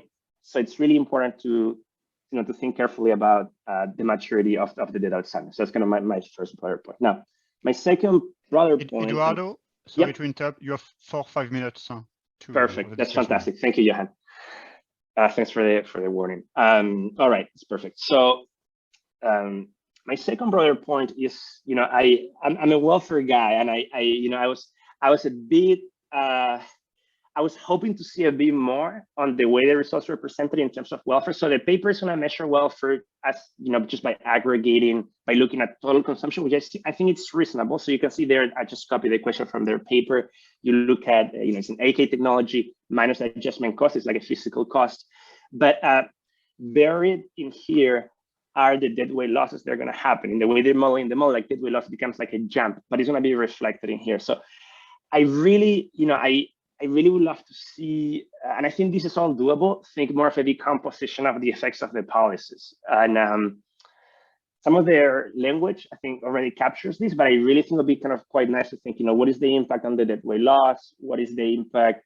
There may be different decompositions that I thought of, like static versus dynamic effects, or, maybe like for the first few years and the continuation years, so maybe think of what happens when leverage is fixed or when investment is fixed and how that's kind of welfare changes. I think that will give us a bit of a broader picture, kind of a more detailed picture on what is the impact of the policy. So I felt, this was kind of at the end of the day, but I thought there was a bit more that could be done here. Now, another thing that I thought was interesting is to think a bit more about comparative statics of welfare on the size of the subsidy. It's not obvious to me there's going to be an interior solution, but I think there are clearly trade-offs here, and maybe by exploring this more, this like an optimal size of intervention it's going to be interior, it's not going to be, it may vary with the calibration. So they are just looking more at the policy experiment, but I think kind of having a bit of a more detailed mapping of how welfare looks like in these setups might be also a good idea. Okay, so these are kind of my two main comments. In my last 2 minutes or so, I'll make more, but these are a bit farther away from what they're trying to do. The paper fully acknowledged that liquidity may be important. I think my understanding is like leverage was kind of high before 2020, was kind of going up, but also cash reserves. So this is an important issue. Again, worth thinking for it. I understand technically is challenging. And the paper has this feature in which, like, a lot of, if you look at the policy function, there's a lot of the debt issuances to pay dividends. So I don't know how counterfactual this is, and I don't think the paper. Again, this is not the core result of the paper, but I think it's kind of interesting to maybe discuss a bit more. And these tend to be low leverage firms. So I don't know if this is, how counterfactual or not this is, and if it's worth exploring more. And my final point is, paper has the corporate tax in there, which, when I read the first version, I was like, wow, this is the only thing that's really pushing them towards leverage. They have the calibration to a statutory rate of 35, which doesn't quite map with what you see in practice. These effective rates are much smaller. So, this, and I've worked on corporate taxes and I like the topic, but I think, like, given now that there's this arbitrage channel, I think it seems much more natural to just maybe just calibrate to that and not have to bother, because when you think about taxes, there are other connotations. But again, these are very minor points. My two main points were thinking about the importance of the maturity, unpack a bit more the welfare results. But yeah, I'm ready to conclude now. Just to say, thanks again for giving me a chance to read the paper. I thought it was, I hadn't had the chance to read much work on this new work, thinking about debt overhang. I thought it was really, really elegant, really clear. And I think the application to the business credit problems is quite nice and interesting. And, those were my comments. And there's a bit more that could be done thinking about through the channels, but I thought it was very clear, very careful. Yeah, that's all. Thank you. Thank you, Eduardo, for the discussion. Now we're going to turn to the audience for questions. If you want to ask a question, you can use the raise hand function in Zoom. Yes, Olivier, can go ahead. Yeah, this was very nice. I have a quick question about how you model sudden stop. So usually, like, it's kind of equivalent to put it as a quantity constraint or some price increase, like the risk. But in your case, just asking, like, have you thought about what it would change? Like, for two reasons. One, if it's a risk premium, it would affect, like, firms differentially. So maybe, the sudden stop would be harsher for firms that are closer to the part of the price space where, it's steeper. And so you would get more of a kick from the debt over from the policy. And the second part is, maybe intervening would then change the premium and then, make the sudden stop go away. So you get one negative thing and one positive thing. So thanks. Victoria, please go ahead. I'll just add to what Olivier just asked. But yeah, in some sense, it seems important that to understand why is it that financial markets are disrupted, because maybe the reasons why someone doesn't want to lend might explain why the government shouldn't or should intervene. And then this goes, this is another question I had, which is, have you thought about, because it could be that the reason why, I don't know, certain financial institutions are not lending is because they have issues, and then you would want to help them so that they then keep doing their job. So have you thought about this idea of, the differences between direct intervention or intervention through intermediaries? All right. Fabrice, do you want to take a minute to respond? Sure. Let me make sure, I'm keeping track of time. So first, thanks a lot, Eduardo, for your very nice discussion. Let me, I guess, try to respond, maybe not necessarily in the order of the different comments that came, or maybe I will actually. So I want to go back to this definition of debt overhang. You read 10 different papers in this literature, they'll give you 10 different definitions of debt overhang. Some people look at what would investment look like if the manager of the firm was optimizing on behalf of credit and equity investor firm. Some people, so again, we've been struggling with this a lot, and so you're realizing that we have. So maybe we need to be spending a bit more time on this issue, but there is kind of different definitions and ways to think about it.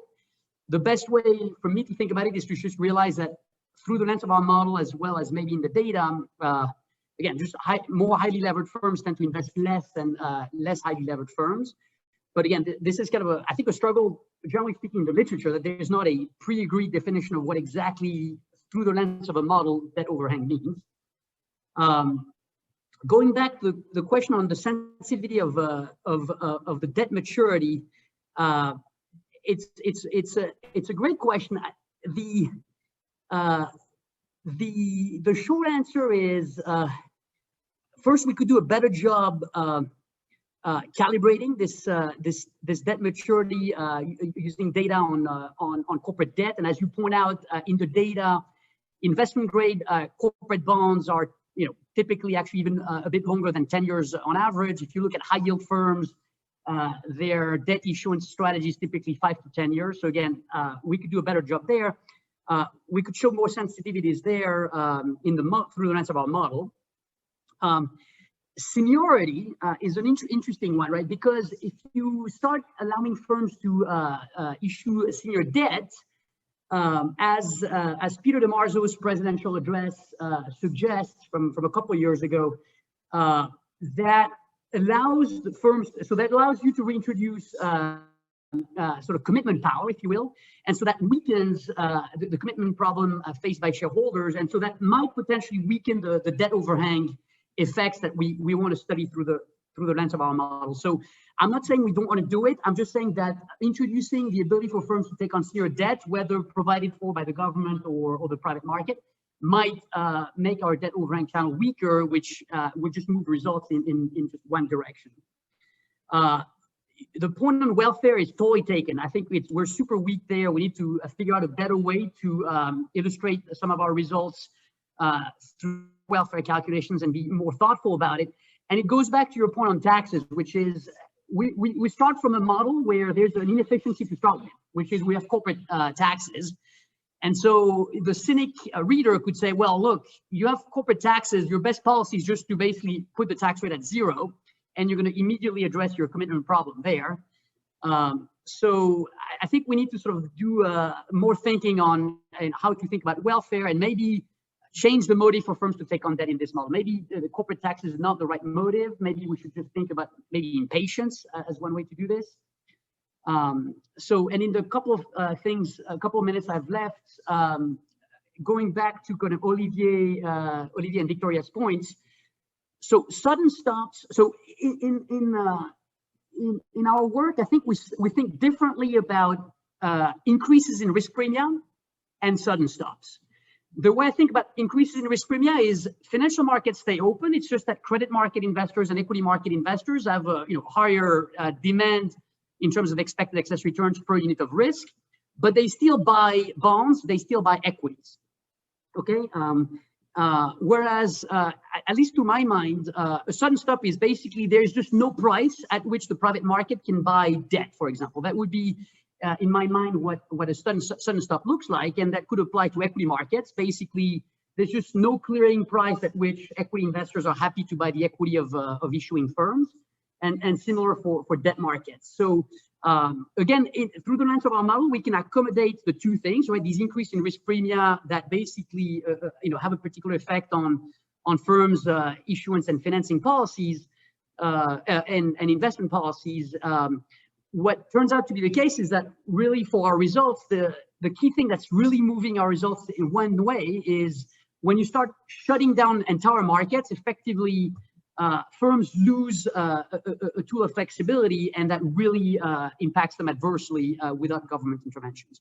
And then to Victoria's point on why markets are disrupted and should it matter, I absolutely agree. I think this is kind of a much more ambitious kind of a question that I don't think we want to tackle in this paper.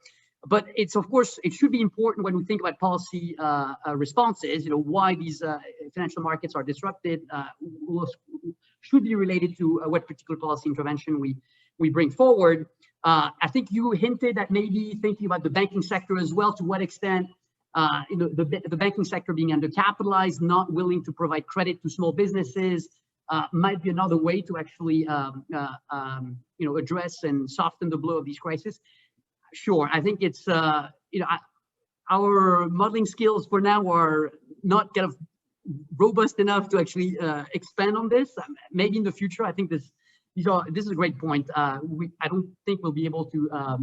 Well, I haven't thought too much about how to build this into the lens of our model. Nico, I know you're online. If you want to add anything, or if you disagree with some of the stuff I said. No, I mean those were all. Feel free to. So thanks a lot, Eduardo, for the discussion. Thanks for the questions. Just add one very small thing on Eduardo. You mentioned the optimal maturity of the intervention. I think that's actually a really cool idea. I don't know if we could handle that in our model, but certainly it's something that the actual programs have thought about. There's variation across countries and across US programs in the maturity of the support offered, and they tend to be kind of backloaded. So like MSLP, for instance, had no payments for the first 3 years of the program, which is generally bad for the debt overhang effect. So that's a margin that policy could think harder about, I think. So thank you for raising that point. Thank you, everyone. Thank you, Fabrice. Thank you, Eduardo, for the great presentation and discussion and question. We have a 4-minute break until the next paper. All right. So we have the pleasure to have Erika Jiang being the next speaker. Erika, you have 25 minutes. Okay, thanks, Johan, and thanks to the organizers for putting this paper on the program, and thanks, Victoria, for agreeing to discuss the paper. So this is a joint with Gregor, Matvos, Tomasz, Piskorski, and Amit, Seru. The paper is on the effects of regulation on intermediary capital structure. So let me start with what we know about bank capital structure. First, we know that traditional banks have much more leverage than non-financial firms. We know that banks use almost the 90% leverage, and there is almost no cross-sectional difference in this number. And whereas non-financial firms use 30% leverage, and there is a huge variance across firms. Okay. And second, what we know is banks mostly use short-term borrowings from many depositors, and depositors are dispersed and uninformed. So this short-term driven debt structure is fragile and may lead to bank run. So there has been a long regulatory debate on why banks choose capital structure the way they do. Regulations like capital requirements are based on the premise that unregulated banks would borrow too much because of the implicit or explicit subsidies they receive on their debt. So on one hand, the supporters of such view believe those regulations come with little social costs, but will largely benefit bank stability. Okay, on the other hand, the opponent of such capital structure intervention believes that we need high bank leverage to ensure maturity and liquidity transformation. And they believe stricter capital structure regulations come with the cost like too little lending. Okay, so this paper is motivated by this debate. We want to understand to what extent banks' capital structure is driven by subsidies. So to address this question, the ideal setting is if we can observe bank financing decisions without subsidies. And then the deviation from that to the current capital structure will tell us the role of subsidies. So we approach this question by studying the leverage choices of shadow banks. Right, so shadow banks do a critical banking activity and they originate about 1/3 of US household debt. But unlike traditional banks, they don't have deposit insurance and they are not subject to capital requirements. So we compare their financing structure to that of banks that engage in similar activities. And this allows us to assess the importance of deposit funding for banks' financing choices. Okay, so to do that, we construct shadow bank call reports, and we combine that with bank call reports to compare the capital structure of these two groups of financial institutions. Right, so we document some key facts about the differences in their capitalization and composition of debt. We find shadow banks use twice as much capital as traditional banks. So they use much more equity funding than traditional banks. And unlike banks' homogeneous capital structure, there are large differences in shadow banks' capital ratios. And also we show that shadow bank debt is also short-term, but is provided by few informed creditors. Okay, and we document a relationship between size and capital structure. We find shadow bank leverage increases with size. And this actually replicates the result on pre-deposit insurance bank in Germany and also in the US. So it is not just a shadow bank phenomenon. And it seems to suggest that some intermediation frictions that move with size. All right, and we don't see this for banks because of deposit subsidies. In other words, this relation only holds for defaultable debt. All right, so to show that, we separate banks' debt into insured leverage and uninsured leverage. And we find this size leverage relation also holds for uninsured debt for modern banks. And uninsured leverage increases with size.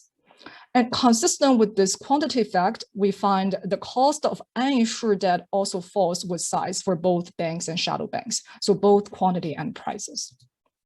Okay, we then build a model of intermediary capital structure and size to understand or to rationalize those facts.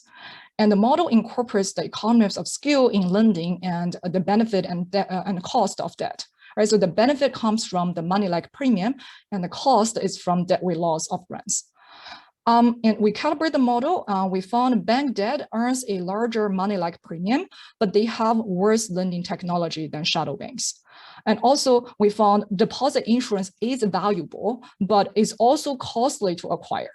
All right, and so through counterfactual, we found small banks would have much higher capital ratios without deposit insurance, whereas large banks' capital ratios will be much lower than the capital requirement. And so we reached the conclusion that the subsidy distortions are largest for small banks, and capital requirements are much more binding for big banks. And this has some implications for size-based regulations that I will talk about toward the end. Okay, so let me get into more detail of the paper and let me jump into the data and institutional details. All right, so first, who are the shadow banks that I have been talking about? They are non-depository lenders and their market share in this largest consumer credit market in the US almost doubled over the past decade. All right, so what we see in the data is they currently originate more than 50% of total mortgages in the US. And then on the right, I'm showing the 10 largest mortgage lenders in 2018. And out of the 10, what we can see is 6 of them are shadow banks. And Quicken Loans is the largest shadow bank that originated more mortgages than the 3 largest traditional banks, Wells Fargo, JP Morgan, and the Bank of America. Okay, and the main data set we used in this paper is shadow bank call reports. The call report is collected under the Mortgage Licensing Act that requires all non-depository mortgage originators to file call reports to their state regulators after 2011. All right, so there are 3 components of the call report: balance sheet and income statement that are part of the financial condition statement, and we also observe the individual debt facilities that is part of the residential mortgage loan activity statement. And we also combine this data with HMDA and bank call reports. So Hombert collects almost all mortgage application data by each lender in the US, and we manually created a crosswalk between shadow bank call report and Hombert to analyze their financing structure and compare and form comparison groups. So since shadow banks, okay, so let me give a little bit of detail about the reporting requirement. Since shadow banks are required to report to all states where they have a license, so we only need to get the report from one state to see their entire balance sheet. So what we did is we followed all states and we finally got the data from state of Washington and Massachusetts. And this, although it's just 2 states, it actually gave us pretty good coverage. The sample includes quarterly core reports of about 430 shadow banks from 2011 to 17, and it covers about 80% of total shadow bank mortgage origination in the US and most of the biggest ones. Okay, and so in terms of how comparable they are with traditional banks, I want to first show their asset composition. So on average, they have a very similar asset composition. Loans make up about 2/3 of assets for both banks and shadow banks. And within the loan category, shadow banks specialize in real estate loans, right? And for banks, real estate loans are also about 80% of their loan portfolio. And then among all the real estate loans, residential mortgage is the most common real estate loan category for both of them. And as we zoom in and look at their mortgage portfolio, banks and shadow banks offer similar loan products to almost identical types of borrowers.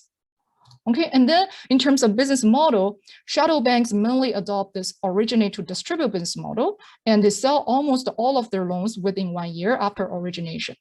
What's important is so do banks. All right, so over our sample period, banks also heavily engage in originate to distribute across loan categories. And to further ensure apple-to-apple comparison, we formed 2 subsamples of so-called OTD banks, originate to distribute banks. And one version will use loan origination data from Honda. And this sample includes banks that sell more than 85% of their loans. And another way is we can look at the balance sheet. So in bank call reports, there's an item called loans held for sale. And so the second sample includes all banks with loans held for sale above 10% of total loans on their balance sheet. And so with some calculation, this is equivalent to selling more than 85% of newly originated loans. All right, so I guess the takeaway of this comparison group formation is the 2 OTD bank subsamples match well with shadow banks in terms of business models. And once we have the comparison groups, I want to show you some facts. Okay, so the first fact is shadow banks use twice as much equity funding as traditional banks, right? So the average capital ratio is about 10 for traditional banks, and this is about 25 for shadow banks. And when we look at the histogram of banks and shadow banks capital ratios, we found only less than 1% banks are better capitalized than the average shadow bank. And of course, the difference is not driven by business models or other characteristics. Here, I just want to show you that we also get the same result when we take it to the regression setting. So here we include tons of institutional controls, and also you can see results hold in different matched subsamples. All right, so for example, we reach the same conclusion when we look at OTD banks, banks and shadow banks that do not have mortgage servicing rights, and non-fintech shadow banks, and so on and so forth. All right, and it also holds when we use alternative capitalization measures. So we were able to construct risk-based tier 1 capital ratio for shadow banks as well, and we found similar results. All right, so what fact 1 says is then the capital ratio of shadow banks is about twice as much as that of traditional banks. Okay, and we then look at how much cross-sectional variation there is in shadow banks capitalization. For banks, we know that their leverage is very homogeneous. The standard deviation of bank capital ratio is about 3 percentage points compared to 20 percentage points for non-financials. The question is if this is a result of value creation on their liability side, or this is simply because of the positive subsidies that make that cheap for those banks. All right, so we look at distribution of shadow banks capital ratios, and we found large differences across shadow banks. So here the standard deviation is similar to non-financials. So it seems that it rejects the hypothesis that the homogeneity in bank capital ratio is driven by value creation. So the question is, does that mean that there is nothing special about banks without subsidies? So with this question in mind, let me show you the debt structure.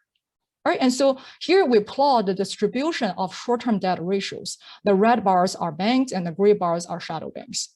So what we can see is banks mainly use short-term debt, all right? So this is the red and provided by depositors, and this is what we have known. Depositors are dispersed and uninformed, and this short-term driven debt structure is fragile and may lead to bank run.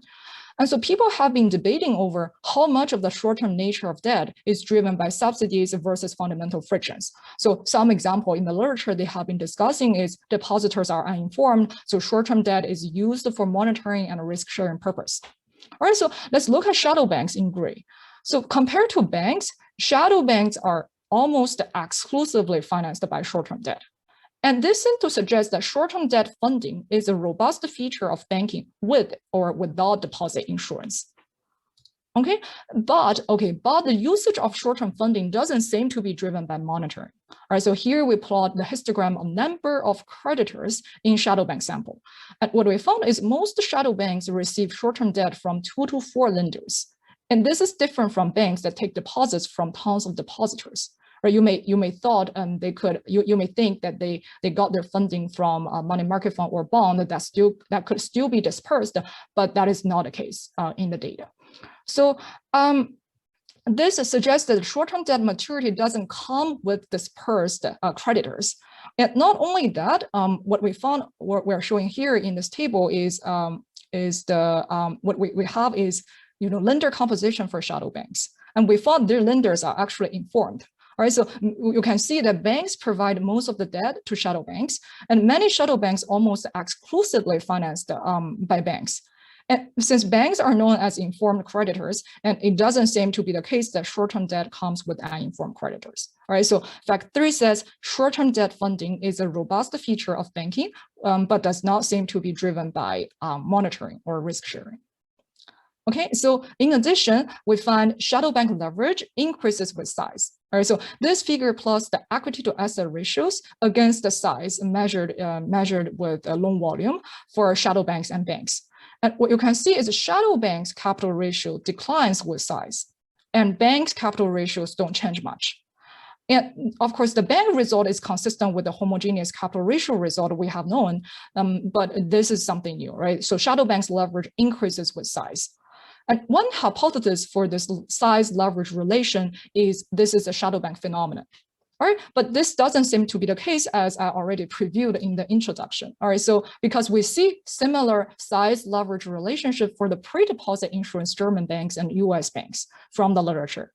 All right, so the left figure plots the leverage against the size based on US bank sample in 1928, that is before the introduction of deposit insurance. And the right figure plots the capital ratios against the size using pre-deposit insurance German bank data, both from the literature, and one was from our previous discussant. All right, so both plots nearly perfectly replicate the size leverage relation we document using shadow bank data. So this leaves us the second hypothesis that intermediation frictions move with size, and which lead to the size pattern of capital structure. All right, and we don't see this for banks because of deposit subsidies. And in other words, this relation should hold for defaultable debt. And if that is the case, we should also see this size leverage relation for uninsured bank debt. All right, that is what we did.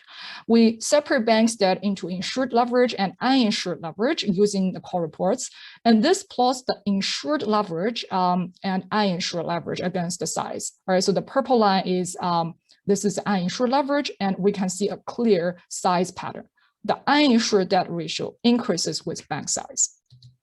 Okay, and when we put this together with shadow banks leverage ratio, now we get similar size effects for both banks and shadow banks.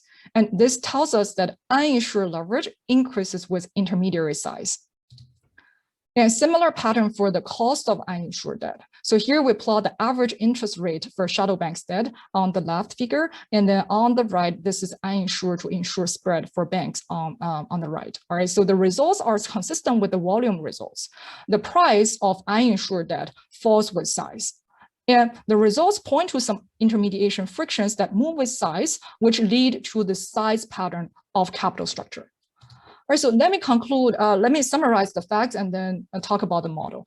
So for the facts, we found that shadow banks use twice as much capital as traditional banks, and there is much more heterogeneity in the shadow bank sample. And we document this size and capital structure relationship. We found uninsured leverage increases with size for both banks and shadow banks, and so does cost of uninsured debt, despite the differences in their debt structure, dispersed versus concentrated, and informed versus uninformed. So to rationalize the facts we document, we build and calibrate a model of intermediary capital structure and size. Okay, so in the model, intermediaries make simultaneous choices of size and financing decisions. And the model has two key features. On the asset side, it captures the economies of scale in lending. And on the liability side, it captures the benefit and cost of debt.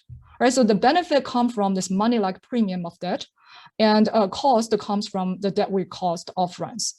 So intermediaries trade off the cost and benefit and to decide on the capital structure and size.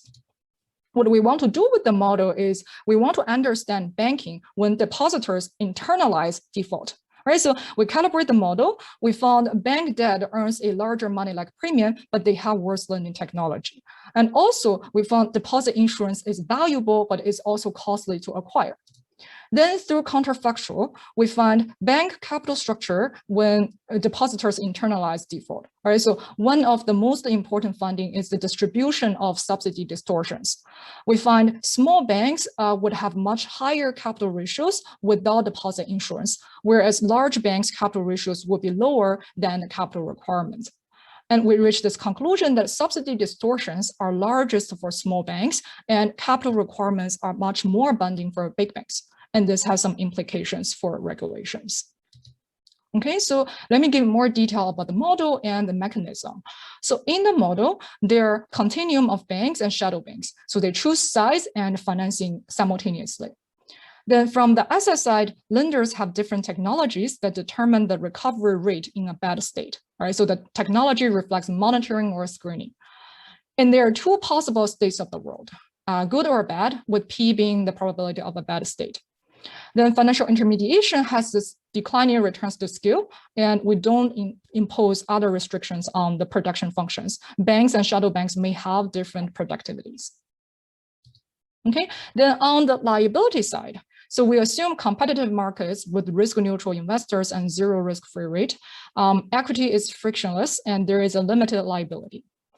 The benefit of that comes from this money-like premium, which may be different across banks and shadow banks, right, that we're going to take to the model and calibrate. And there is a debt we cost of uninsured debt from the probability of runs in a bad state. And in addition, just to map to the reality, banks can choose insured deposits at some acquisition cost, and they are subject to capital requirements. Okay, so let me briefly discuss some of the first order forces that allow our model to replicate the patterns we document in the data. Intuitively, all intermediaries optimize on two margins: marginal benefit and cost of capital when they choose size, and marginal benefit and cost of uninsured leverage when choose capital structure. All right, so because marginal cost of capital depends on the leverage choice, size and capital structure are co-determined. Right, so here are the first order conditions associated with the trade-offs I just mentioned. In those expressions, the terms in blue are specific to banks. And what you can see is their difference differs somewhat. Shadow banks choose their leverage unconstrained, and they simply trade off the marginal benefit of leverage with the cost of rents. And higher money-like premium of debt increases leverage, and higher run cost decreases leverage. And because shadow banks with better technology have smaller marginal cost of rents for a given amount of leverage, they choose higher leverage. Right? Then for banks, because overall leverage is constrained by the capital requirement, they decide on the mix of insured and uninsured deposits. All right, so they face the same trade-off as shadow banks, but for every additional unit of uninsured leverage, there is a shadow cost, right? Because it effectively squeezes out a unit of insured deposits. And even if their total leverage exceeds that of shadow banks, their uninsured leverage can be either higher or lower depending on the shadow cost of capital requirements, which depend on the marginal net benefit of insured deposits. Okay, this is probably a little bit fast, but I think that summarizes the intuition of the model. So the first order condition for size then provides the intuition on why leverage could increase with size. All right, so more productive firms or more productive intermediaries have a higher marginal benefit of capital. And so they choose to do more lending. That is the size part. And then they also have a lower marginal cost of debt, which leads to higher leverage ratio. All right, so that is the intuition, pretty standard model. All right, so we calibrate the model using data from 2012, 2017, and we first estimate the production function using shadow bank profitability and input data, and we calibrate the remaining parameters related to the benefit and cost of debt financing. Right, just briefly, we target moments on intermediaries' choices of leverage, size, distribution, and cost of uninsured debt. All right, so we target those moments in 25 size bins of banks and shadow banks. The calibration of key parameters are disciplined by the reduced form facts we document. So let me just give one example for the sake of time. A key parameter is this money-like premium of debt. Right, so we find banks' money-like premium is about 50 basis points higher than shadow banks. The main empirical fact disciplines this parameter is shadow banks' capital ratios relative to capital requirements. So intuitively, if shadow banks' liquidity premium is too high, then they would use more leverage than what we observe in the data. And so this figure helps illustrate this point. It plots the simulated shadow bank capital ratio, and the blue line, it represents the data. And in the data, we see shadow bank capital ratio are above the capital requirement. And as shadow banks' debt liquidity premium rises, the money-like premium rises, the cost of debt will drop, and they would use more leverage. And if this is too high, then their capital ratio will drop below the bank capital requirement. So that disciplines the calibration partially. All right, and so let me use 2 minutes to talk about regulation and the implications. So we want to answer questions related to regulating capital structure. So what is the regulatory trade-off here? The benefit of stricter capital requirement is it decreases inefficient liquidation. And the cost is it may restrict lending and liquidity provision through money-like debt. Right, so if we are concerned about lending, then shadow banks can do lots of lending with a low leverage. And so it doesn't seem that banks need that high leverage to do lending. And then is the high bank leverage driven by providing money-like debt? And so what we found is, depositors are deposits are valuable, right? So we did find deposits are valuable. It has a 50 basis points larger money-like premium than shadow bank debt. But the question is this money-like premium sufficient to justify banks' high leverage? Or how much is driven by deposit insurance? How much of this high leverage is driven by deposit insurance? And whether capital requirements is too tight to constrain lending? So with the calibrated model, we can answer this question. All right, I have 30 seconds to just go through this counterfactual results. So we find counterfactual shadow bank leverage. All right, so we increase the money-like premium of their debt to the same level as banks. And we also remove their lending technology. So the counterfactual shadow bank capital ratios can be seen as bank capital ratios without insured deposits. All right, so we plot how much banks' current capital ratio deviates from that across 4 size buckets and from small to big. And you can see that small banks would have much higher capital ratios without deposit insurance. And the current level is much lower than counterfactual shadow banks. And then the red figure shows how much bank lending deviates from the world without deposit insurance and capital requirements. All right, so depositors internalized default. And it shows small banks are lending too much compared to the benchmark without deposit insurance. So subsidy distortions are largest for small banks and capital requirements are much more binding for big banks. All right, so here just to conclude, we use new data to show some new facts, and the facts and the model together reject the capital requirements are too tight. And it rejects that there are too much loan origination and too much liquidity provision. And because we saw that there are too much loan origination and too much liquidity provision, and especially for small banks. All right, so implication is if we're talking about, or the common view in the literature is distortions are most salient for large banks. But what we show is distortions are largest for small banks who leave off insured deposits. And also because capital requirements are much more binding for large banks. And more importantly, we show that we can use uninsured bank leverage as a window to look into distortions. All right, with that, thank you very much. And I look forward to Victoria's discussion. Thank you. Thank you, Erika. The discussant is Victoria Vanasco from CREI. Victoria should be able to share your screen. And so you have 20 minutes. I want to thank the organizers for inviting me to discuss this paper. It has I mean, the data is great, so it was exciting to read, and it's still very, very early on as a project, I think, as a paper, so it's also easier to give feedback. Also, the authors are experts, all of them, in these issues, so I hope that I still have something interesting to contribute. So, sorry.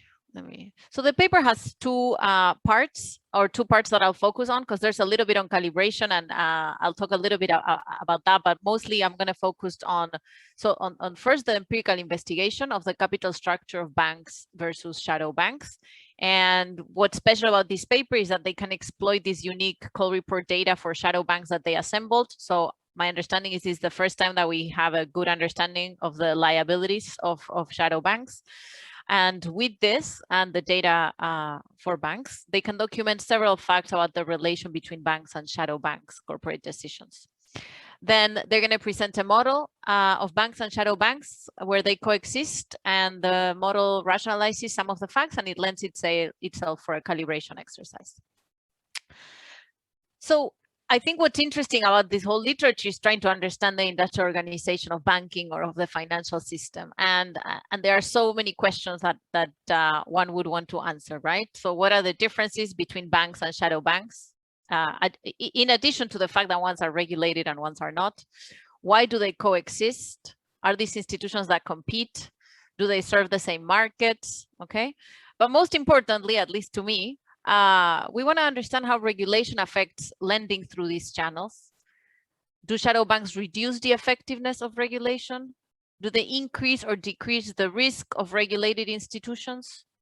And finally, should we worry about the presence of shadow banks? So, you know, the authors themselves have written papers where they address some of these questions. I want to highlight some of the results of previous literature. First, that the presence of regulation for banks is an important driver of the growth in shadow banking, at least since the crisis. The reason is because banks have basically stepped into markets that banks left due to increasing regulatory costs. So what this means is that, you know, there's substantial evidence that shadow banks lend to riskier market segments than banks. So in some sense, there's a reallocation of lending from banks to shadow banks due to regulation. In this paper, however, they take sort of a step back on all of the research they've done. And instead of trying to understand more about the interactions, they think, well, let's focus more on banks. Can we use this data to better understand banks? In particular, the main question is, how does regulation affect the funding decision of banks? On the one hand, we would think the fact that there's deposit insurance should mean that banks have a lot of leverage. Okay, so it increases leverage relative to a world without any regulation. On the other hand, we have capital requirements. This should do the opposite. This should reduce leverage. Okay. So then, you know, does regulation increase or decrease bank leverage?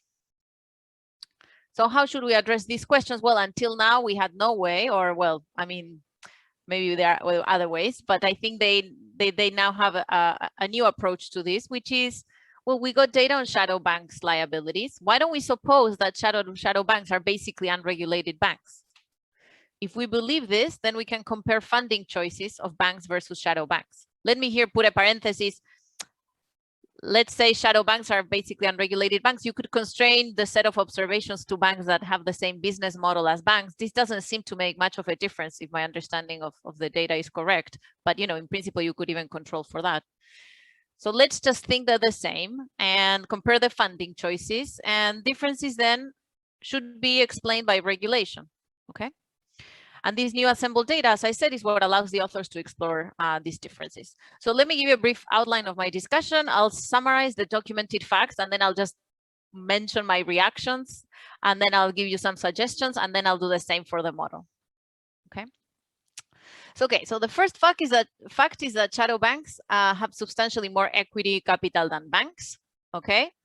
And what does this mean? Well, the interpretation is, well, to the extent that banks are free to do whatever shadow banks do, okay, then all else equal, meaning given that they end up, the asset side is the same, it has to mean that in the absence of deposit insurance, capital requirements should not bind, okay?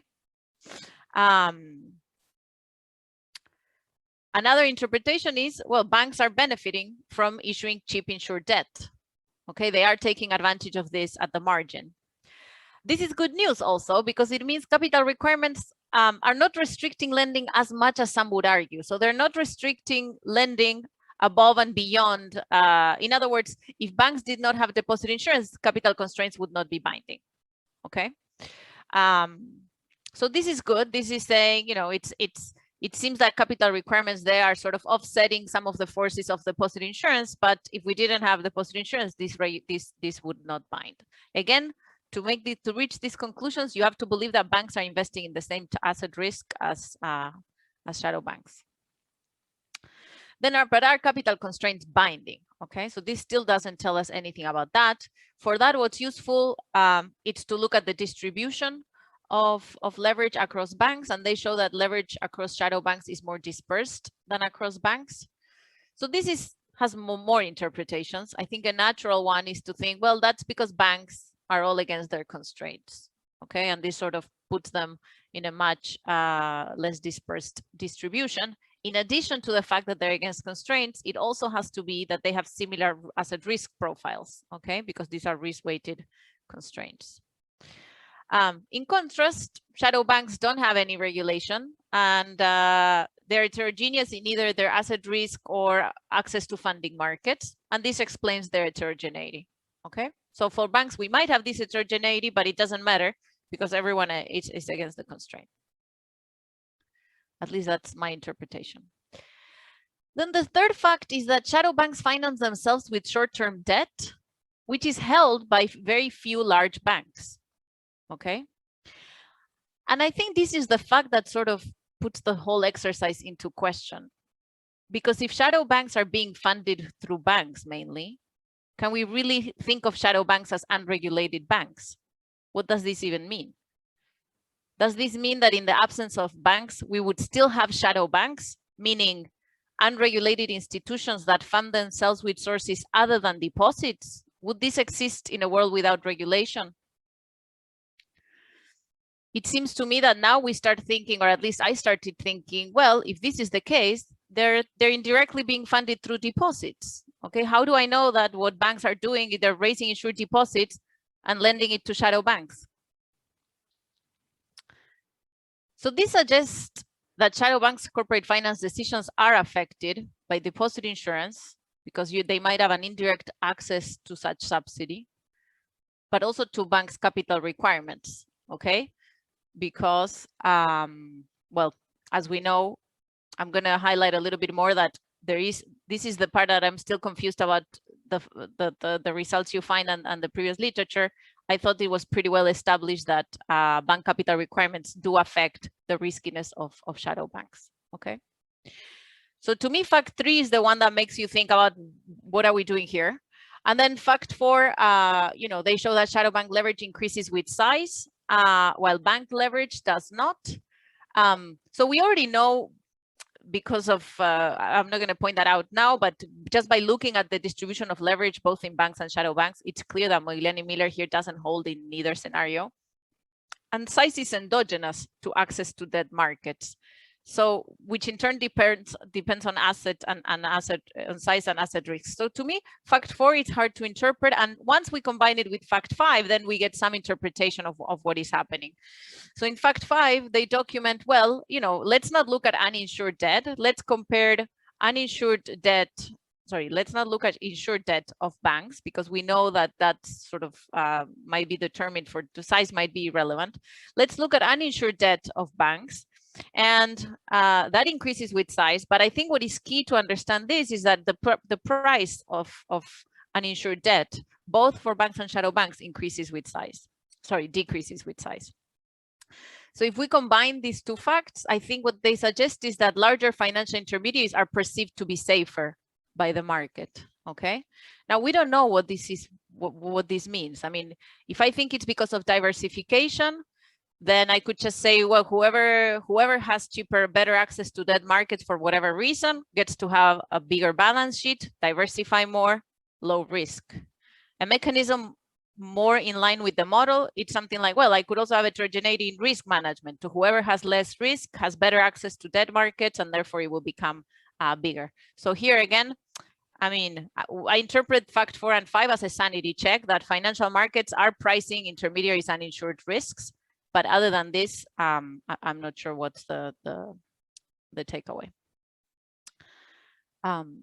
Okay, so now my main comments on the analysis.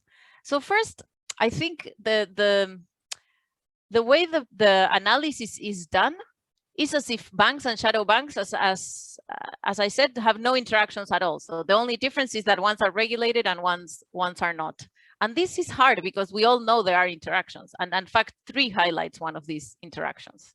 I'm going to just repeat myself here, but you know, there's substantial evidence that since the crisis, banks contracted in certain segments where shadow banks stepped in. This is true in the US residential mortgage market and in the US corporate loan market. Also, you know, with quantitative models, they estimate that regulation accounts for roughly 60% of the growth in shadow banks. Okay. So given this, then we have to think again about how to reinterpret facts 1 and 5. So the facts are interesting to know, but what they mean, I think they might mean something different through the light of these interactions. Okay. So I guess my main comment is, maybe in the discussion, try to connect to some of these previously documented facts and try to see how important or not are these interactions for interpreting the facts.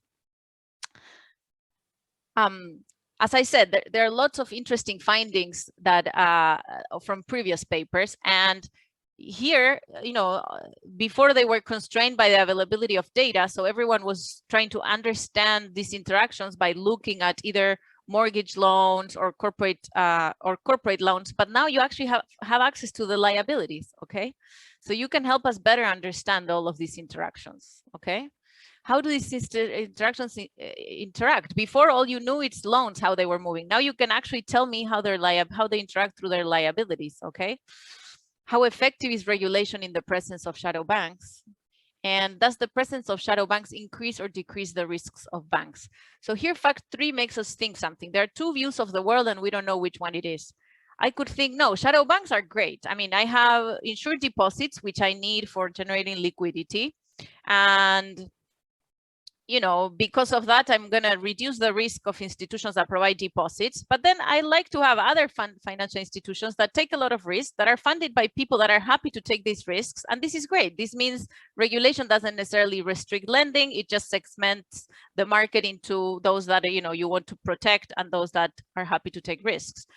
Another view is, well, you want to protect depositors, you put regulations, and then banks, what they do is they invest in these risky things through shadow banks, and this is very bad. This is increasing the risk exposure of banks. Okay, and I think now that you actually know, you know, how the exposure of banks to shadow banks through liabilities moves, or you know, there's a lot of things to analyze. Okay, so as I said, some of these questions have been addressed with the loans data, asset data, but I think now you can do much more.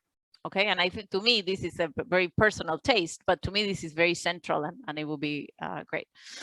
Another thing that I think would be great and maybe you can do is, can we actually try to measure shadow banks exposures to, sorry, this is a typo here, to government subsidies, okay, through their exposure to banks.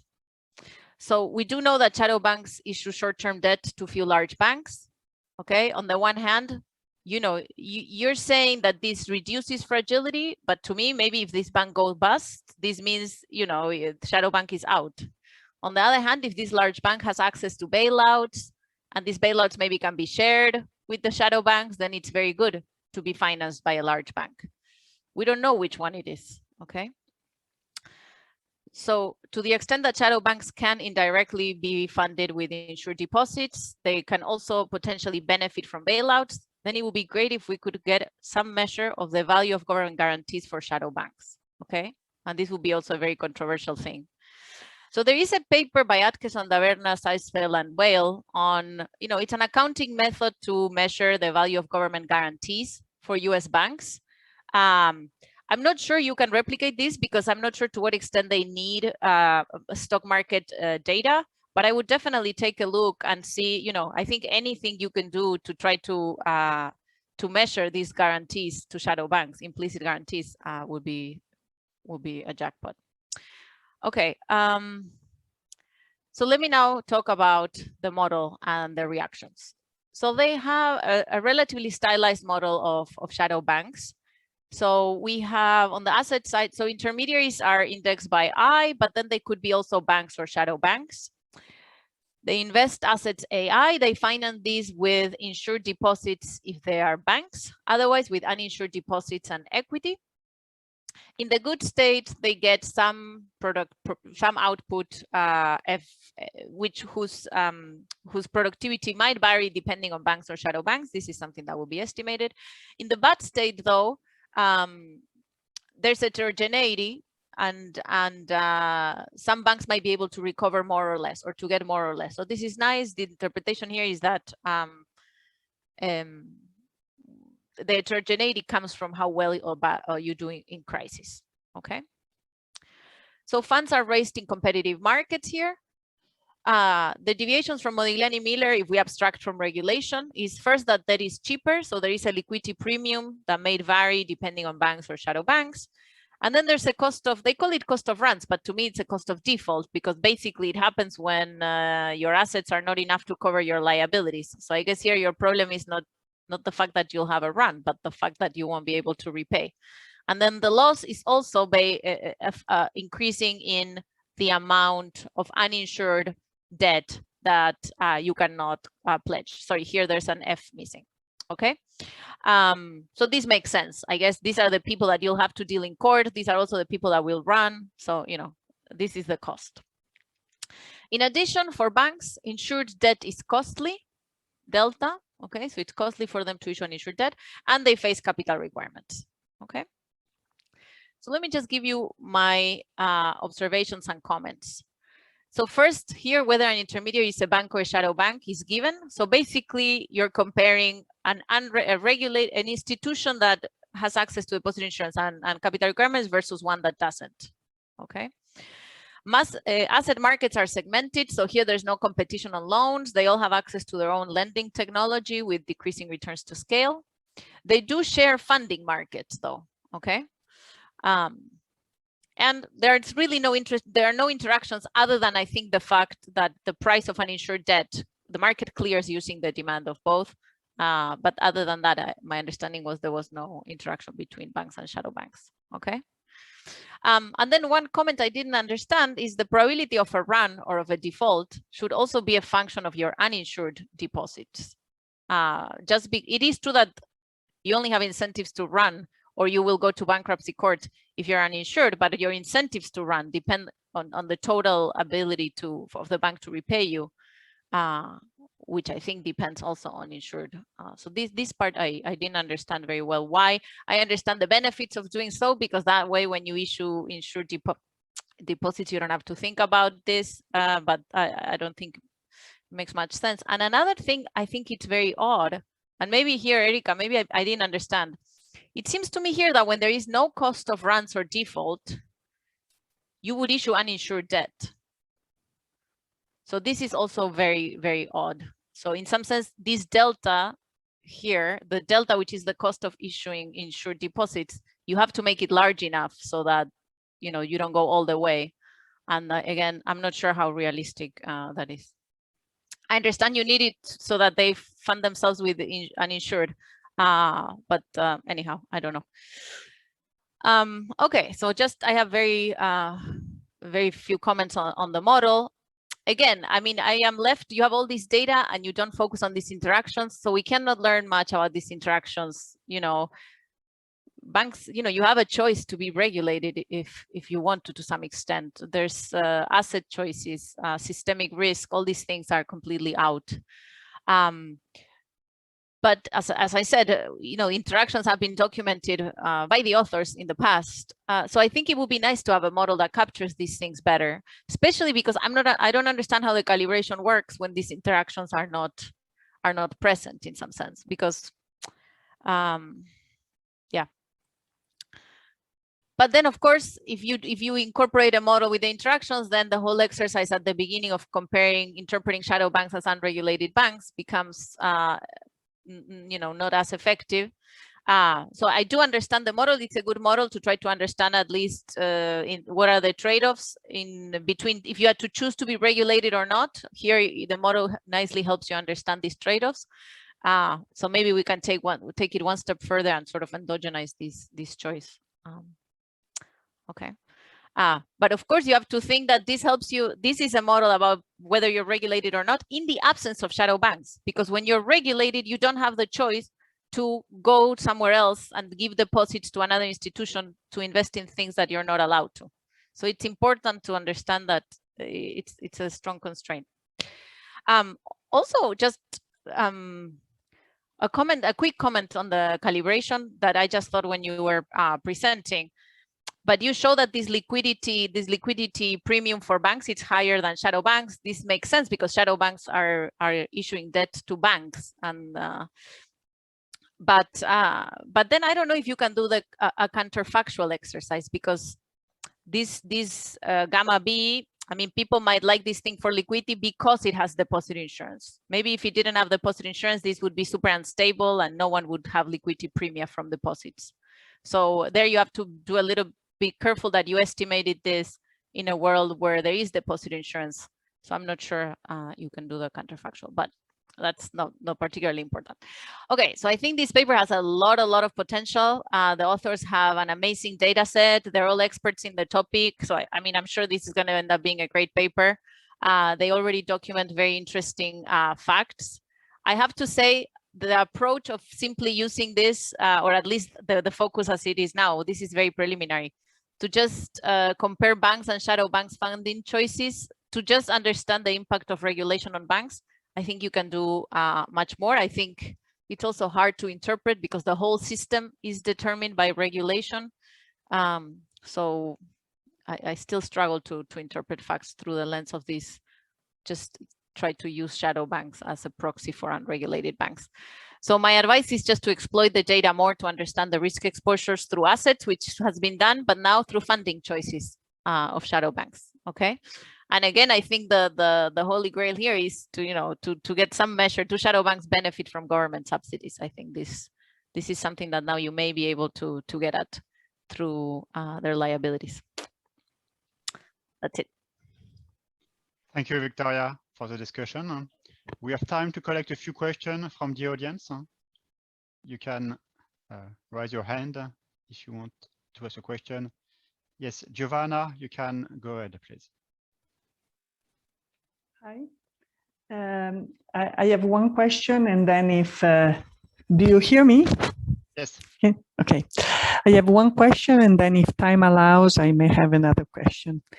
So if your conclusion is that capital requirements bind more for large banks, and so even if maybe this is not modeled, then I think one implication is that the larger banks could have an incentive to fund the shadow banks and not the small banks.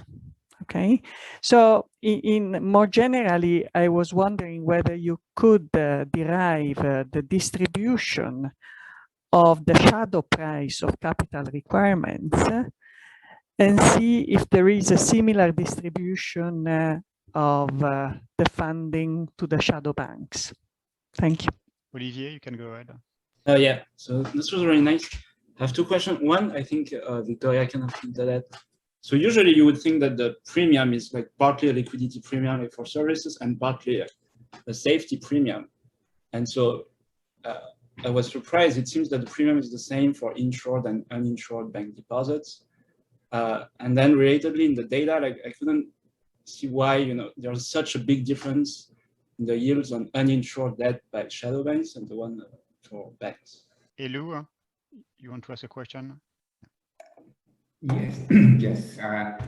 Fascinating paper. Thank you. It's really interesting. And it sort of even strange to think about these shadow banks, a little bit like Victoria said, as something independent, given that they have this heavy creditor concentration. To me, they almost look like sort of special investment vehicles into mortgage lending. I mean, when you think about these shadow banks that you're describing, they have like between 2 and 3 creditors. So it's like they're the lending arm of banks. And so that to me, that looks like there's a special arrangement almost.